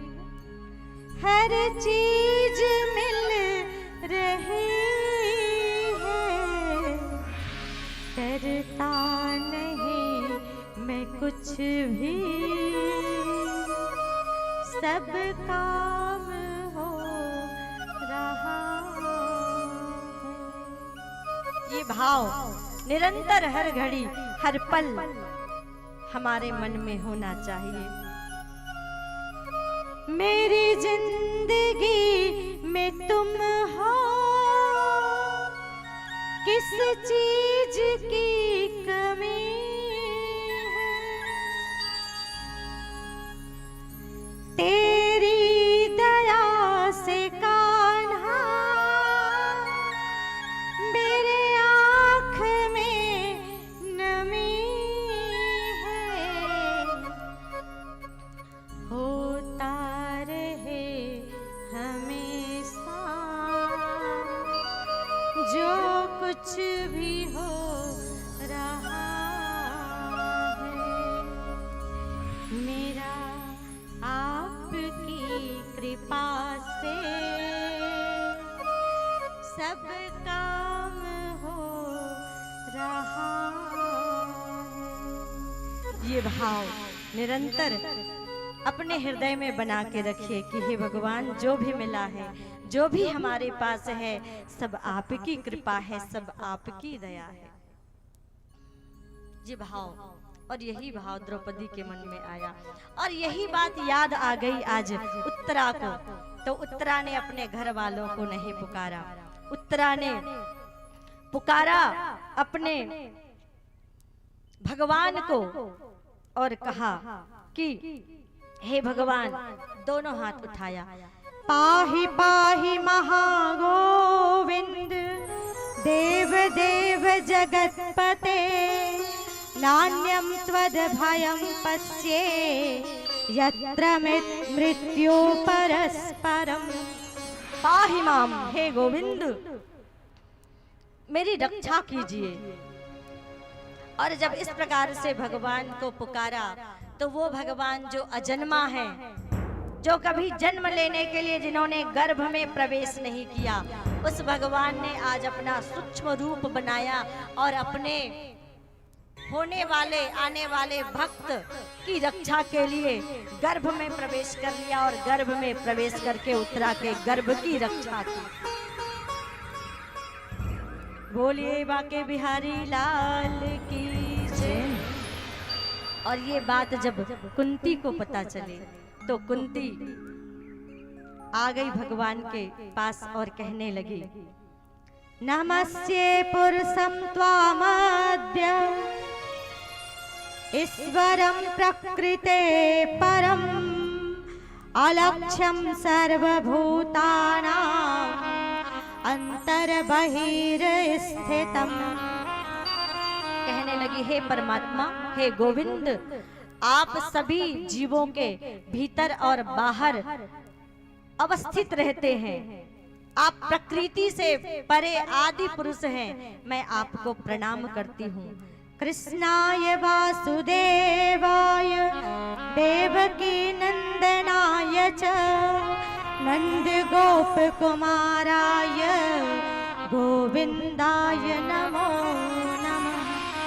स्तुति करने लगी कुंती, कहने लगी, हे कृष्ण, हे वासुदेव, हे देवकी नंद नंदन, हे गोप कुमार, हे गोविंद, मैं आपको नमस्कार करती हूँ, आप भगवान हैं। नमः पंकज नाभाय नमः पंकज मालिने नमः पंकज नेत्राय नमस्ते पंकज जांघ्रये। इस प्रकार से कई मंत्रों से कुंती ने स्तुति की। तो भगवान मुस्कुरा के बोले, अरे बुआ, इतना छोटा सा काम किया और आपने मुझे भगवान बना दिया। देखिए, बड़े बड़ाई ना करे, बड़े न बोले बो, रही मन हीरा कब कहे, लाख हमारा मोल रे मनवा, लाख हमारा मोल। बड़े बड़ाई ना करे। कलयुग में देख लीजिए, एक से बढ़कर एक भगवान है ना। मैं किसी की आलोचना नहीं कर रही और करना भी नहीं चाहिए, लेकिन मेरे भाइयों बहनों, भगवान कौन है? भगवान का तात्पर्य किसी चित्र या मूर्ति से नहीं है। भगवान किसको कहते हैं? सज्जनता, पवित्रता और सद्भावना का जो, सद्विचारों का जो समुच्चय होता है, सद्भावनाओं का, सद्विचारों का, पवित्रता का जो समुच्चय होता है, उसको भगवान कहा जाता है। सद्विचारों के और सज्जनता के समावेश जिसके अंदर होता है, उसको भगवान कहा जाता है। और बाकी आप सभी जानते हैं, समझदार हैं, हमें किसी को भी भगवान नहीं मान लेना चाहिए। कृपा यूं ही नहीं आती है भगवान की। तेरी यारी में बड़े बड़े बलिदान करने पड़ते हैं, बड़ी बड़ी परीक्षा होती है, तब कृपा आती है ना। यूं ही कुछ 2-4 रुपए की मिठाई खाने से कृपा आ जाती तो बस रोज खाते रहते। फिर हमारे वेदों की, हमारे पूजा पाठ की, कर्मकांड की महत्ता नहीं रहती। इसलिए जो भगवान नहीं होते वो ढिंडोरा पीट पीट के कहते हैं मैं भगवान हूँ। और आज भगवान कह रहे, अरे बुआ भगवान नहीं, भूल गई, आप ही का तो भतीजा हूँ मैं। अब कुंती हट करके कहने लगी, नहीं, आज तो भगवान कहने से और आपके प्रणाम करने से मुझे कोई नहीं रोक सकता। तब कहती, अच्छा अगर आपने भगवान मान ही लिया है तो चलिए कुछ मांगिए, क्योंकि अब मेरे जाने का समय आ गया है। कुछ मांगिए। तो सबसे पहले उन्होंने युधिष्ठिर से कहा, युधिष्ठिर चलो तुम पहले कुछ मांग लो। तो युधिष्ठिर ने कहा कि भगवान, औरों को तो जो मिला मुकद्दर से मिला, पर मुझे तो तुम्हारे दरबार में ही मुकद्दर मिला, भला और क्या चाहिए। भीम से कहा तो भीम ने कहा, हर घड़ी हर पल आपका नाम जपता रहूं। अर्जुन से कहा मांग लो, तो अर्जुन ने कहा मेरे अंदर से शिष्यत्व का भाव ना जाए कभी, आप हमेशा मेरे गुरु, मेरे मार्गदर्शक बनकर रहें और मैं सदा आपका सेवक, आपका शिष्य बनकर रहूं। नकुल सहदेव ने भी कुछ नहीं मांगा। सुभद्रा की बारी आई तो सुभद्रा तो भगवान की बहन है, कुछ भी मांगती पर कुछ नहीं मांगा। कहा कि मरते समय कहते हैं कंठ अवरुद्ध हो जाता है, ऐसे समय में मेरी जिब्या पर आपका नाम रहे। द्रौपदी ने कहा सखा भाव जाने ना पाए। अब कहा इन लोगों ने तो कुछ नहीं मांगा, बुआ आप ही सबकी तरफ से बड़ी हैं, सबसे तो मांग ले। अच्छा कितने लोग मांगना चाहते हैं? मांगना तो सभी चाहते हैं, भले आप ना बताएं। तो क्या मांगती है? विपदः सन्तु नासस्व तत्र तत्र जगद्गुरो भवतो दर्शनं यदत् स्याद पुनर्भव दर्शनम्। हे कन्हैया, बड़ी कृपा हो रही है आज आपकी, आप देना चाहते हैं हमको तो हम भी मांगने से पीछे नहीं रहेंगे। लेकिन क्या देंगे? विपदा संतु न सस्व तत्र तत्र जगद्गुरु। हे कृष्ण, हे जगद्गुरु, ऐसी कृपा कर दो कि मेरे जीवन में विपत्ति पर विपत्ति आती रहे, कष्ट पर कष्ट आता रहे, हमेशा दुख मेरे जीवन में बना रहे। अब ऐसा भला कोई मांगता है क्या? लेकिन मांगा कुंती ने, मांगा है मैंने श्याम से वरदान एक ही, तेरी कृपा बनी रहे, तेरी कृपा बनी रहे। और मांग लिया तो कहा बुआ ये क्या मांग लिया आपने? जीवन भर दुख ही तो देखा है आपने, जन्म लिया, पिता का घर त्यागना पड़ा, विवाह हुआ, पति की मृत्यु हो गई, बाद में 12 वर्ष का वनवास भोगा अपने पुत्रों के साथ, 1 वर्ष का अज्ञातवास। इससे बड़ा दुख, इससे बड़ी विपत्ति और क्या हो सकती है आपके जीवन में। आपके पुत्रों को लाक्षागृह में जला के मारने का प्रयास किया। बोले कन्हैया तब आप साथ थे ना, तब आप साथ थे। अब सब कुछ ठीक हो गया तो आप जाना चाहते हैं, तो कितने लोग मांगना चाहते हैं? जरा हाथ उठाएं भाई, हाथ उठा के ही तो मांगते हैं ना, ऐसे ही तो मांगते, तो जरा हाथ उठाएं। मेरे सर पर रख दो कान्हा अपने ये दोनों हाथ, और देना हो तो दीजिए जन्म जन्म का साथ। कितने लोग मांगना चाहते हैं कन्हैया से जन्म जन्म का साथ, जन्म जन्म का रिश्ता। हाँ, मेरे सर पर रख दो कान्हा अपने ये दोनों हाथ, देना हो तो दीजिए जन्म जन्म का साथ, देना हो तो दीजिए जन्म जन्म का साथ। मेरे सर पर रख दो कान्हा अपने ये दोनों हाथ। दीदी कोई खुश दिखाई नहीं दे रहे हैं, किसी की ताली नहीं बज रही है। चलो लाइन बदल देते हैं। आज के कलयुग के लोगों को कन्हैया का साथ नहीं चाहिए, हमें भी पता है, मन की बात आपकी। मेरे घर में कर दो कान्हा धन दौलत की बरसा। अब तय आपको करना है, पहले वाला अच्छा था, पहले वाला चाहिए कि अभी चाहिए?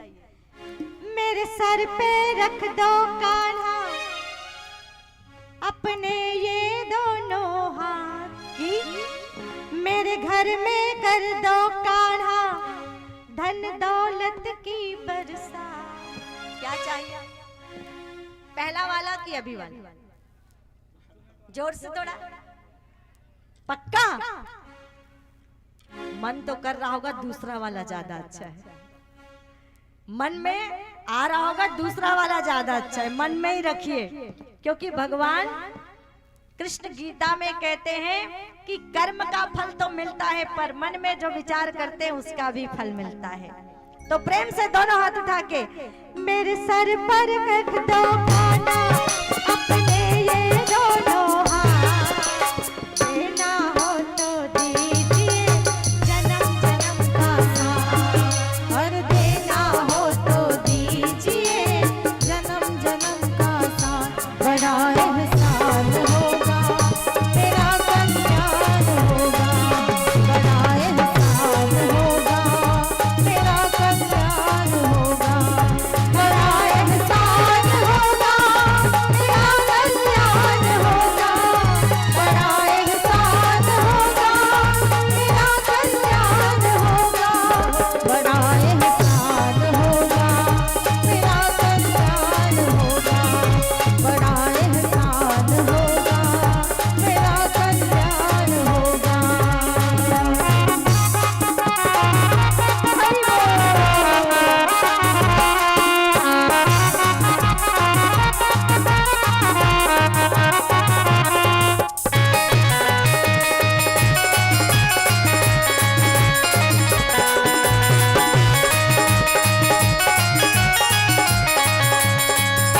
सुना है हमने शरणागत को अपने गले लगाते हो, सुना है हमने शरणागत को अपने गले लगाते हो। भगवान किनको अपने गले लगाते हैं? जो शरणागत हो जाते हैं, जिनके अंदर समर्पण का भाव आ जाता है।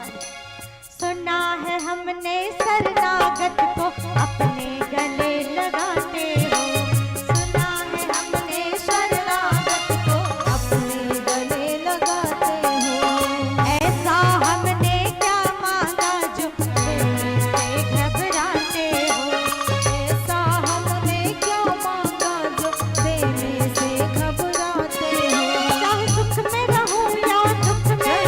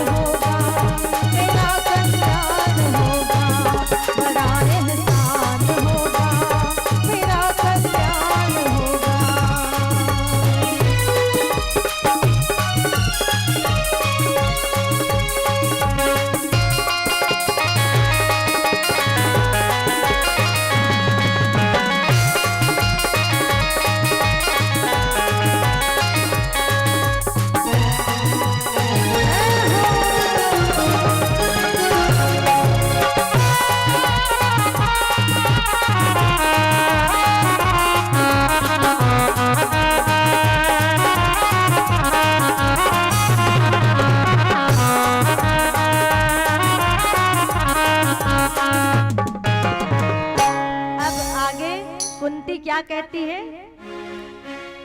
दोनों हाथ उठाकर हाथ जोड़कर कहती है, इस जन्म में सेवा देकर बहुत बड़ा एहसान किया। इस जन्म में सेवा देकर बहुत बड़ा एहसान कहती है धर्म और अधर्म की लड़ाई में और इस संसार में धर्म की स्थापना के लिए आपने मेरे पुत्रों को चुना और मेरे पुत्रों को जो सेवा का अवसर दिया, ये हमारा परम सौभाग्य है। इस जन्म में सेवा देकर बहुत बड़ा एहसान किया। इस जन्म में सेवा देकर बहुत बड़ा एहसान किया। और हे कन्हैया, तू ही माझी तू ही खेवैया, मैंने तुझे पहचान लिया। तू ही माझी तू ही खेवैया, मैंने तुझे पहचान लिया। और एक कृपा और करने के लिए कहती हैं, अब तक बहुत कृपा की, एक आखिरी बार और कृपा कर दीजिए। मेरी इतनी सी विनती आप स्वीकार कर लीजिए। और क्या कहती है? हम साथ रहे जन्मों तक।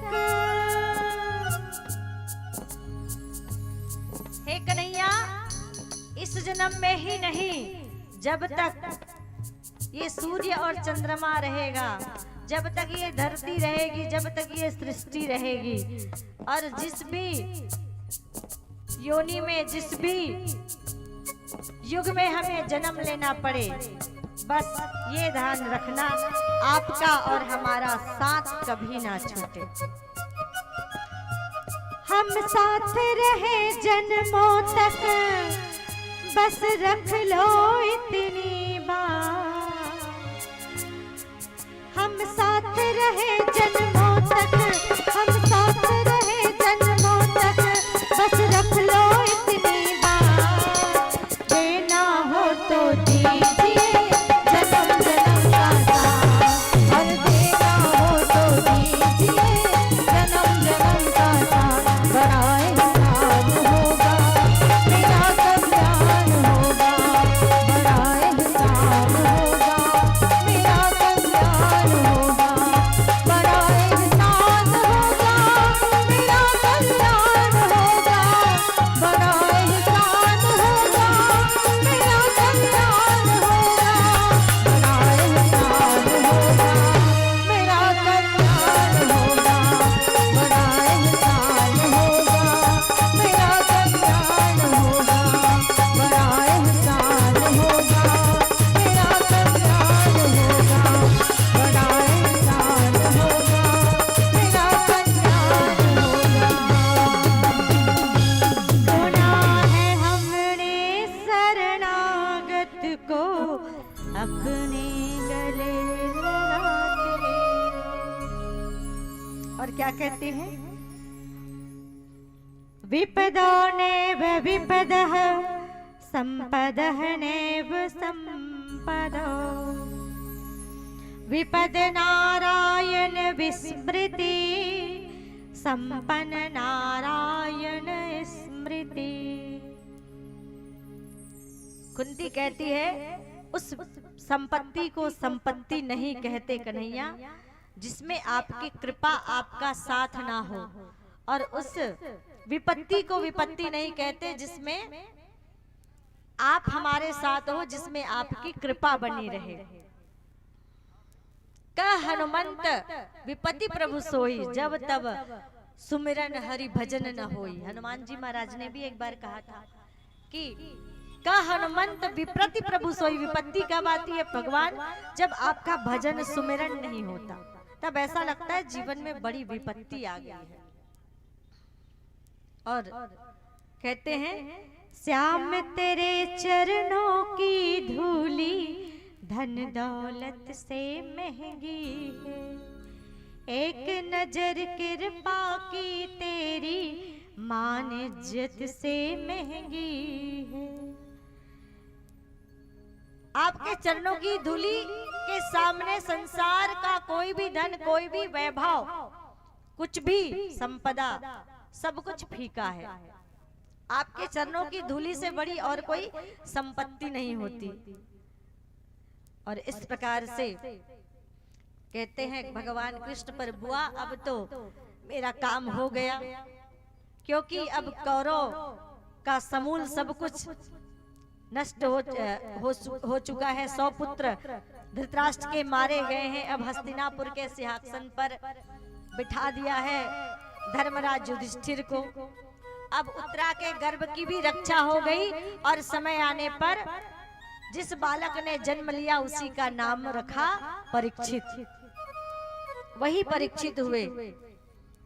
अब इसके बाद भगवान समझाने लगे, पर कोई भगवान का साथ नहीं छोड़ना चाहते थे। कोई भगवान जब द्वारिका जाने लगे तो कोई जाने के लिए देना नहीं चाहते थे। सभी पांडव चाहते थे, कुंती चाहती थी कि भगवान वहीं रहे, पर ये तो संभव नहीं था।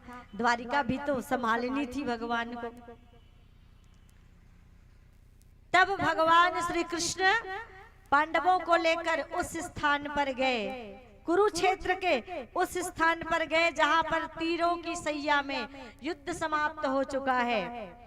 युधिष्ठिर राजा बन गए हैं, पर आज भी तीरों की सैया में कुरुक्षेत्र में भीष्म पितामह सोए हुए हैं। उन्होंने अपना प्राण नहीं त्यागा है, क्योंकि कितने भी शरीर में तीर लग जाए पर इच्छा मृत्यु का वरदान प्राप्त है। अपनी इच्छा से ही शरीर का त्याग करेंगे। शरीर नहीं त्यागा है। वहां लेकर गए, पितामह को प्रणाम करते हुए भगवान कृष्ण कहने लगे। पितामह ने भी भगवान को प्रणाम किया और पितामह से कहा कृष्ण ने, हे पितामह, आप इन पांडु पुत्रों को कुछ उपदेश करिए। तो धृतराष्ट्र भीष्म पितामह कहते हैं कि हे कृष्ण, हे अच्युत, आपके होते हुए भला मैं क्या उपदेश करूं, लेकिन किसी का मान कैसे बढ़ाया जाता है ये तो कोई तुमसे सीखे। मैं इन पांडवों के विरुद्ध में दुर्योधन के पक्ष में रहकर मैंने युद्ध किया और आज उन्हीं पांडवों के द्वारा मुझे सम्मान दिलाने आए हो। ये उपदेश तो एक बहाना है। तुम मुझे सम्मान दिलाना चाहते हो, किसी भक्त का मान कैसे रखा जाता है ये कोई तुमसे सीखे। फिर भी आपकी आज्ञा हुई है तो कुछ उपदेश तो जरूर करूंगा। और कहा, दान धर्मान राजधर्मान मोक्ष धर्मान विभाग सह।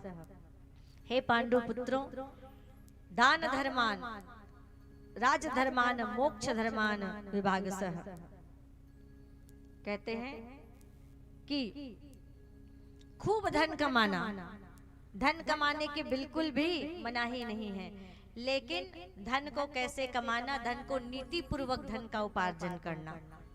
अनीति की कमाई कभी मत करना, क्योंकि अनीति की कमाई खाने से हृदय में दुर्बलताएं आती हैं, मानसिकता क्षुद्र हो जाती है, निम्न हो जाती है, संकीर्णता आ जाती है, साहस चला जाता है। इसीलिए नीति की कमाई कभी मत करना, अनीति की कमाई कभी मत करना, नीति पूर्वक धन कमाना। और नीति पूर्वक कमाए गए धन का उपयोग दान धर्मान, दान करना। तन पवित्र सेवा किए, धन पवित्र कर दान, और मन पवित्र हरि भजन सो तो होत त्रिविध कल्याण। तन पवित्र होता है प्रभु की सेवा से, समाज की सेवा से। धन पवित्र होता है दान से, और मन पवित्र होता है भगवान के भजन से। आप कुछ भी करें, मंत्र जाप करें, नाम जप करें, स्तुति करें, आरती करें, चालीसा करें, कोई भी उपाय हो सकता है। तो तन पवित्र सेवा किए, धन पवित्र कर दान, मन पवित्र हरि भजन सो तो होत त्रिविध कल्याण। खूब धन कमाना, पर धन को आधे धन को प्रजा के सुख के लिए खर्च करना और आधे को दान करना, गरीबों को दान करना, जरूरतमंद को दान करना। और फिर कहते आंखों के सामने पाप होते हुए कभी मत देखना। अगर आंखों के सामने पाप होता हुआ दिखे तो उसका प्रतिकार करना। तब द्रौपदी हंस पड़ी और द्रौपदी से हंसने का कारण पूछा। तब द्रौपदी कहती है कि पितामह आज तो बड़ी बड़ी बातें कर रहे हैं। आपके सामने उस समय भी आंखों के सामने पाप हो रहा था, जब मेरा चीर खींचा जा रहा था तब आप चुप थे, और आज यही सीख आप पांडवों को दे रहे। कहते हैं मैंने दुर्योधन का दूषित अन्न खाया था, जिसके कारण मेरा रक्त दूषित हो गया था, और मेरे रक्त दूषित हो गए थे जिसके कारण मेरा मन भी दूषित हो गया था, और मैं साहस नहीं कर पाया, मैं आवाज नहीं उठा पाया। पर आज अर्जुन के बाण से मेरा सारा रक्त बह चुका है और मेरी मति, मेरी बुद्धि बिल्कुल निर्मल और पवित्र।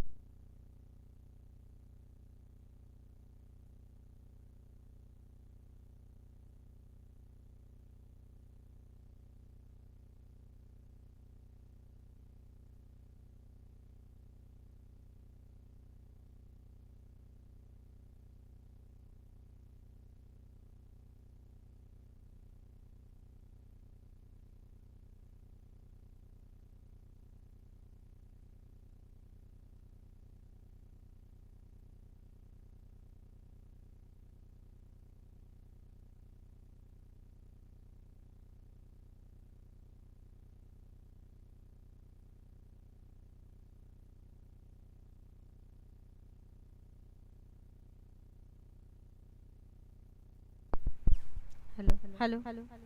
और कहते हैं कि अब मेरा मन पवित्र हो गया है, और उस पवित्र मन को मैं भगवान श्री कृष्ण के चरणों में समर्पित करता हूँ, और अपने मन का समर्पण कर दिया। और नौदा भक्ति आपने सुनी है, आज 10वीं भक्ति दर्शन भक्ति का लाभ लेते हुए भीष्म पितामह के सामने तीनों लोकों के स्वामी भगवान कृष्ण खड़े हैं, और भीष्म पितामह ने दर्शन भक्ति का लाभ लेते हुए अपना प्राण त्याग दिया, पांडवों को उपदेश देते हुए। कहते हैं व्यक्ति के मन में भगवान के उद्देश्यों को पूरा करने का भाव ही आध्यात्म है, क्योंकि आध्यात्म अंतः प्रेरणा का नाम है, और आध्यात्म के मूल में जो भावना है वो भावना दान की है, अर्थात देने की है, त्याग की है, बलिदान की है, दया की है और करुणा की भावना है।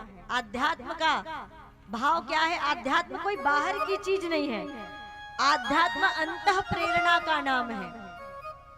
दया करुणा जो देने का भाव है, जो मानवता हमारे हृदय में है, वही आध्यात्म है। और आप भारतीय इतिहास को उठा करके देखिए, मानवता के लिए सर्वस्व बलिदान करने वाले दधीची आपको मिल जाएंगे, जिन्होंने लोक कल्याण के लिए अपनी हड्डी तक दान में दे दी थी। वृत्तासुर राक्षस को मारने के लिए अपना शरीर जला दिया योगा अग्नि से, और हड्डी दान में दे दी। धन की बात कौन पूछे।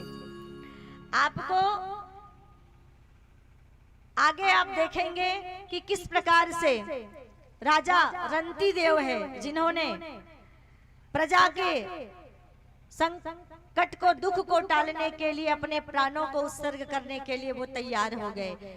इसका नाम आध्यात्म है। जब हम अपना सब कुछ न्यौछावर करके, अपने प्राण को भी न्यौछावर करके समाज की सेवा के लिए तत्पर हो जाते हैं, तो इसी का नाम आध्यात्म है। यही आध्यात्म कहलाता है। लोक मंगल के लिए मनुष्य को उतना ही निष्ठावान होना चाहिए जितना कि कर्म कांड देवोपासना को पूरा करने की तत्परता हम व्यक्त करते हैं, उतने ही चले लोक मंगल पथ पर सदा ही। और एक उदाहरण देते हुए आरती हम करेंगे। ये तो चलो बात हो गई इतिहास की। एक बात आपको बताते हैं। एक छोटा सा बालक था, जब आजादी की लड़ाई चल रही थी तो गांधी जी गांव-गांव चंदा मांगने जाते थे, क्योंकि ज्यादा धन तो किसी के पास था नहीं। तो लोग जैसे ही लोगों को पता चलता कि गांधी जी आए हैं, गांव में मुनादी करा दी जाती कि गांधी जी चंदा मांगने आए हैं आजादी की लड़ाई के लिए। तो लोगों के घर जाना नहीं पड़ता था ऐसे रसीद ले लेके जैसे हम आप जाते हैं। अब लोग स्वयं आते थे, कोई धन लेकर, कोई रुपया, कोई पैसा, कोई अनाज, कोई आटा, कोई दाल, कोई चावल, तो सबको देते देखा एक छोटे से बालक ने, जिनके बदन पे कपड़ा भी नहीं था, फटी हुई चड्डी जिन्होंने पहन रखी थी। ऐसे बालक के मन में भी प्रेरणा जागी कि गांधी जी को कुछ दिया जाए दान में। वो दौड़ के माँ के पास गया, बोले माँ गांधी जी आए हैं और सब लोग उसे कुछ न कुछ दे रहे हैं, हमें भी देना चाहिए, हम भी देना चाहते हैं। माँ बोली बेटा देना तो मैं भी चाहती हूँ, लेकिन क्या करूं, तू तो जानता है कि हमने 2 दिन से भोजन नहीं किया है, हमारे खुद के खाने के लिए घर में अनाज नहीं है, और हम भला गांधी जी को क्या दे सकते हैं। तो बालक जिद करके रोने लगा। तो माँ ने देखा बालक ऐसे मानने नहीं वाला, तो घर में छप्पर में एक कद्दू का फल लगा हुआ था। उस कद्दू के फल पर माँ की नजर गई, कद्दू तोड़कर लाई और बेटे को पकड़ा दिया, कहा बेटा ये ले जा कद्दू और गांधी जी को जा दे आ। बेटा खुश हो गया और दौड़ के गया और देने की लाइन लगी थी, उस लाइन में वो खड़े होने लगा। तो लोगों ने उसे खींच के हटा दिया, अरे चल हट जा यहाँ से, ये दान देने वालों की लाइन है, तू क्या देगा। बार बार वो फिर लाइन में आ जाता, बार बार लोग फिर उसे हटा देते, भगा देते। फिर वो लड़का लाइन में आ जाता, नहीं नहीं मुझे भी कुछ देना है। अब ये बात जो है गांधी जी दूर से देख रहे थे, उनकी नजर पड़ रही थी। गांधी जी ने उस बालक को बुलाया, बेटा इधर, नाम पूछा, उसके बाद कहा बेटा ये लाइन में तू बार बार क्यों घुसता है, लोग तुझे हटा रहे ना, जा तू खेलना। बोले नहीं नहीं गांधी जी सब लोग आपको दान दे रहे हैं, तो मैं भी आपको कुछ देना चाहता हूँ, और मेरे घर में कुछ तो था नहीं, तो मेरी माँ ने कहा ये कद्दू गांधी जी को देकर आ, तो मैं ये कद्दू लेकर आया हूँ आपको देने के लिए, और इसीलिए लाइन में जा रहा था कि जब मेरी बारी आएगी तो मैं ये कद्दू आपको दूंगा। गांधी जी ने हाथ में कद्दू लिया और गांधी जी रोने लगे। गांधी जी के आंखों में आंसू आ गए और कद्दू को उठाकर कहा भारत आजाद हो गया। तो बाकी लोग समझ नहीं पाए, हंसने लगे। गांधी जी कद्दू से भारत आजाद हो जाएगा क्या। तब गांधी जी ने कहा मेरे भाई बात कद्दू की नहीं है, बात देने की उस प्रवृत्ति की है कि भारत के उस गरीब बच्चे के अंदर देने की ऐसी प्रवृत्ति है जिन्होंने स्वयं 2 दिन से भोजन नहीं किया है। और भारत के ऐसे गरीब भूखे बच्चे के अंदर देने की ऐसी प्रवृत्ति अगर है तो उस भारत को अंग्रेज क्या दुनिया की कोई ताकत गुलाम बनाकर नहीं रख सकती, और भारत को आजादी से कोई नहीं रोक सकता। भारत आजाद होकर रहेगा। ये मूल में जो प्रेरणा है ये आध्यात्म है। चले लोक मंगल पथ पर सदा ही,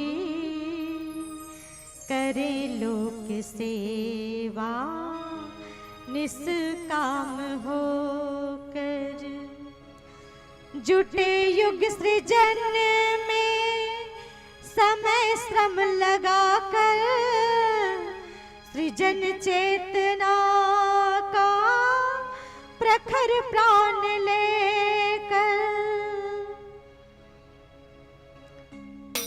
महाकाल के काम में हो समर्पित, इसी हेतु जीवन मरण मांगते हैं।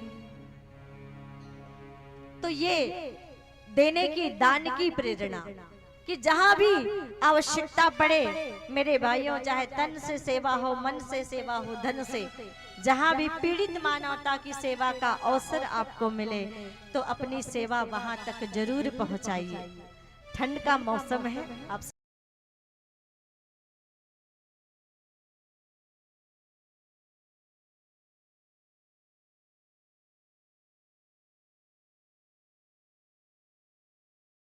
जिनके पास ओढ़ने के लिए एक पूरे परिवार के लिए पूरा कंबल भी नहीं है। मैंने देखा एक ऐसा परिवार जो एक ही कंबल को 5-6 लोग ऐसे लंबा करके, जो सिर ढकाता था, पैर खुला रहता था, हम ऐसे ओढ़ते हैं, वो ऐसे एक कंबल को 5 लोगों ने ओढ़ा हुआ था, और वो भी पतला सा 100 रुपए वाला कंबल। तो आपको दूर जाने की आवश्यकता नहीं है। आपके आसपास अगर ऐसे लोग हैं जिनको वास्तव में इस ठंड में कंबल की आवश्यकता है, तो मेरे भाइयों बहनों मैं प्रार्थना करूंगी, आप जो आरती में चढ़ाने के लिए पैसा लाए होंगे उसे मत चढ़ाना, आप उससे कंबल खरीद लेना और उसे दान में दे देना, उसे दान में देना, जहां पर उसे उसकी आवश्यकता है उसे दान में दे देना। पर सेवा होती रहनी चाहिए। मानव का जीवन मिला है और यही हमारे जीवन का उद्देश्य है। किसी के काम जो आए उसे इंसान कहते हैं, पराया दर्द अपनाए उसे इंसान कहते हैं। और आगे, यूं तो दुनिया में पशु भी पेट भरते हैं, पथिक जो बांट कर खाए उसे इंसान कहते हैं। तो इस प्रकार दान की प्रेरणा दी और आगे प्राण त्याग दिया। भीष्म पितामह ने वापस लौट कर आए और द्वारिका चले गए भगवान कृष्ण। कुछ महीने बाद समाचार आया कि भगवान तो इस धराधाम को छोड़कर चले गए, तो कुंती ने प्राण त्याग दिया।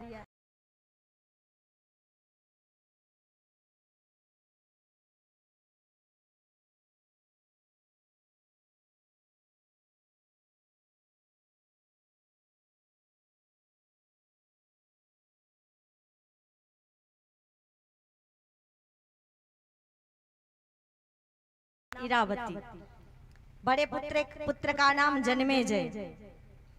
राज्य बढ़िया चल रहा था। अब समय बीतता गया, चारों तरफ सुख शांति समृद्धि, वेदों की पूजा, संतों का, ब्राह्मणों का, सबका सम्मान, चारों तरफ धर्म।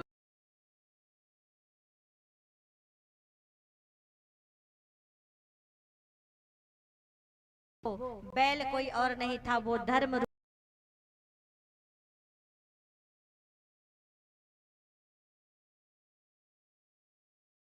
20-25% लोगों के अंदर है। थोड़ी बहुत दया कैसे 20-25% कह दिया दीदी, आप बोलेंगे तो कल बताएंगे। थोड़ी बहुत दया 20-25% लोगों के अंदर बची है, इसलिए वो धर्म रूपी बैल का एक पैर बचा हुआ है, उसे भी काटने के लिए कलयुग तत्पर होता है। तब राजा परीक्षित उसकी रक्षा करते हैं और कलयुग को मारने के लिए जब तलवार निकालते हैं तो कलयुग का सबसे बड़ा स्वभाव गिरगिट की तरह रंग बदलना। आज लोगों ने ऐसे गिरगिट की तरह रंग बदलना शुरू कर दिया है कि गिरगिट ने ही रंग बदलना छोड़ दिया है, क्योंकि कलयुग का स्वभाव आ गया है कलयुग के लोगों में।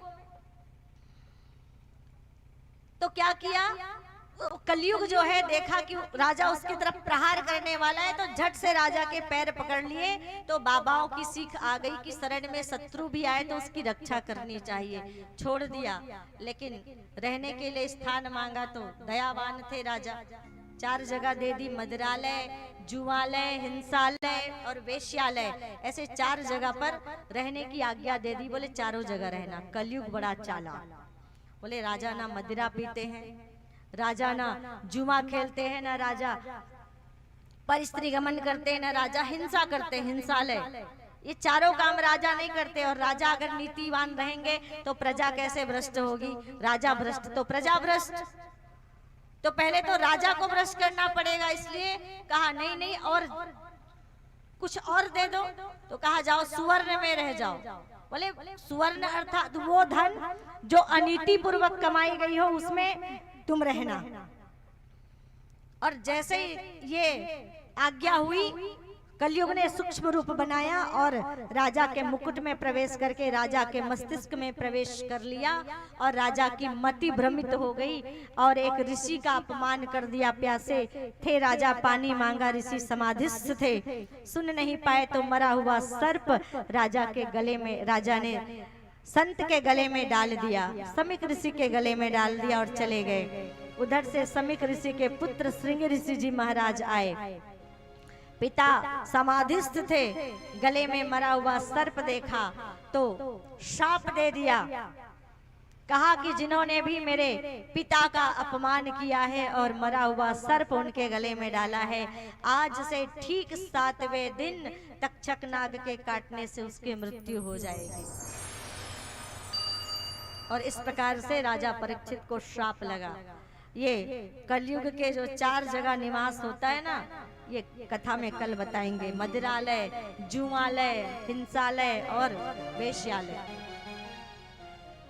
और आइए इसी के साथ भजन गाते हुए आरती की तैयारी करें। आरती के लिए सभी लोग खड़े हो जाएंगे भजन की में ताली बजाते हुए। बोलिए बांके बिहारी लाल की जय। ज्ञान गंगा नहा ले मन मेरे, ज्ञान गंगा नहा ले मन मेरे, धन्य जीवन बना ले मन मेरे, धन्य जीवन बना ले मन मेरे, मन मेरे, मन मेरे, ज्ञान गंगा नहा ले मन मेरे, ज्ञान गंगा नहा ले मन मेरे।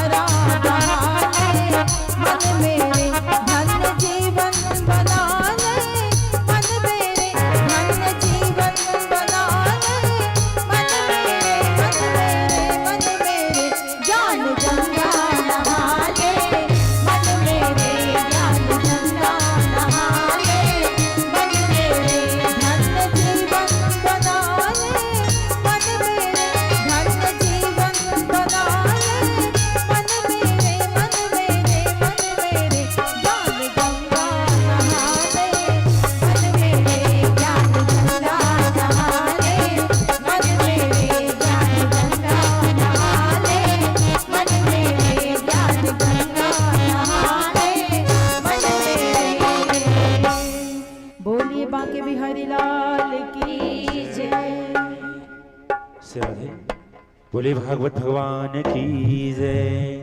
आइए भगवान सामने आ जाइए, इधर भी भाई लोग, और एक तरफ ऐसे बहनें और परिवार के सभी सदस्य जो है सभी आरती के व्यास सामने पर आ आ जाएं। जाएंगे आरती के लिए। मुख्य यजमान कथा के ऊपर आ जाएं आरती का थाल लेकर के। और आइए हम सभी सम्मेश्वरों परम में आदरणीय डॉक्टर संकल सिंह जी, श्रीमती बुद्धेश्वरी देवी जी धर्मपत्नी, साथ ही रज्जू एवं उनके धर्मपत्नी और उनके सब परिवार आइए। थालियां एक तरफ, एक थाली भाइयों के तरफ और एक बहनों के तरफ और एक व्यासपीठ पे दे दीजिए।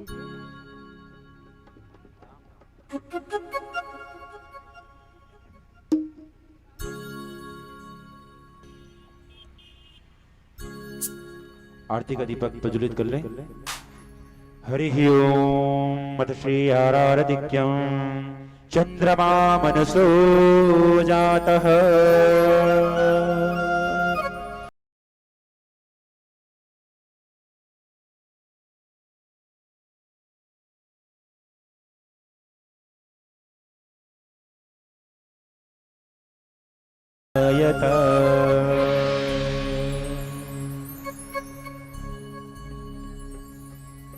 मन में बसा के तेरी मूर्ति जय हो। उतारो मुगिरधर तेरी आरती। मन में बसा के तेरी मूर्ति उतारो मुगिरधर तेरी आरती। मन में बसा के तेरी मूर्ति उतारो मुगिरधर तेरी आरती।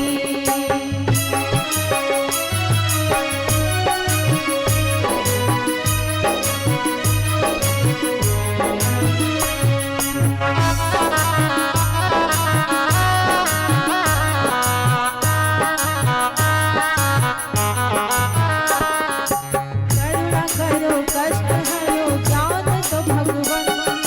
भव में फंसे नाव मेरी तार दो भगवन। करुणा करो कष्ट हरो ज्ञान दो भगवन। भाव में फंसी नाव मेरी तार दो भगवन। तुझ पे एतबार छोड़ दे एतबार। तुझ पे एतबार छोड़ दे अतार। जिंदगी दया की है भीख मांगती। मन में बसा के तेरी मूर्ति उतारो मैं गिरधर तेरी आरती। मन में बसा कर तेरी मूर्ति उतारो मैं गिरधर तेरी आरती।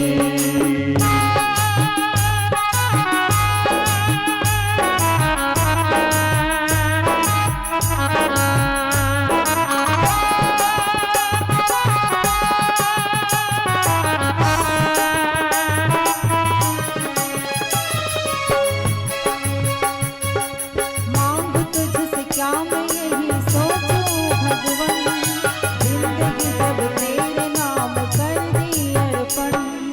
मांग तुझसे क्या मैं यही सोचूं हे भगवन।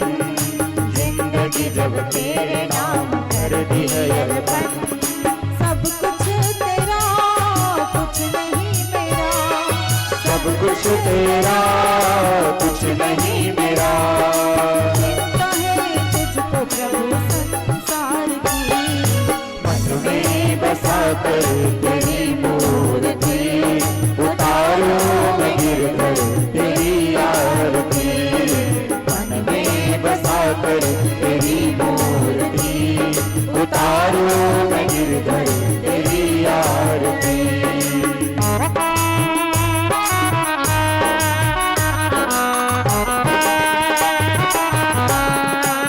राधे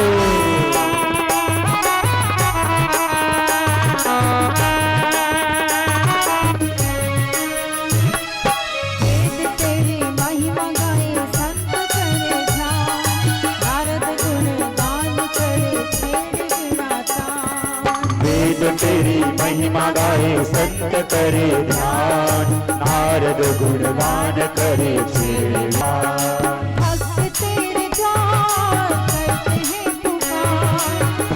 तेरे द्वार करते हैं पुकार। भक्त सभी गाए तेरी आरती, मन में बसा कर तेरी मूर्ति, उतारो मैं गिरधर तेरी आरती। मन में बसा कर तेरी मूर्ति, उतारो मैं गिरधर तेरी आरती। उतारो मैं गिरधर तेरी आरती, उतारो मैं गिरधर तेरी आरती। कर्पूर गौरम करुणावतारम, संसार सारम भुजगेन्द्रहारम, सदा वसन्तं हृदयारविन्दे भवं भवानी सहितं नमामि। त्वमेव माता स पिता त्वमेव, त्वमेव बन्धुश्च सखा त्वमेव, त्वमेव विद्या द्रविणं त्वमेव, त्वमेव सर्वं मम देव देव। त्वमेव सर्वं मम देव देव, त्वमेव सर्वं मम देव देव। बोलिए भागवत भगवान की जय, बांके बिहारी लाल की। आरती का दीपक सामने दिखाएं। ओम कदली गर्भ संभूतम कर्पूरम तुम प्रदीपतम आरार्तिकम महम कुर्वे पश्चिम मे वरदो भव। यानि कानि च पापानि जन्मान्तरं कृतानि च तानि सर्वाणि विनश्यन्ति। प्रदक्षिणायां पगे पगे प्रदक्षिणां समर्पयामि, आरार्तिक्यं समर्पयामि। जलेन शीतलीकरणं पुष्पैति वाजिवन्दनं स्वात्मकल्याणार्थे आत्मादिबन्धनम्।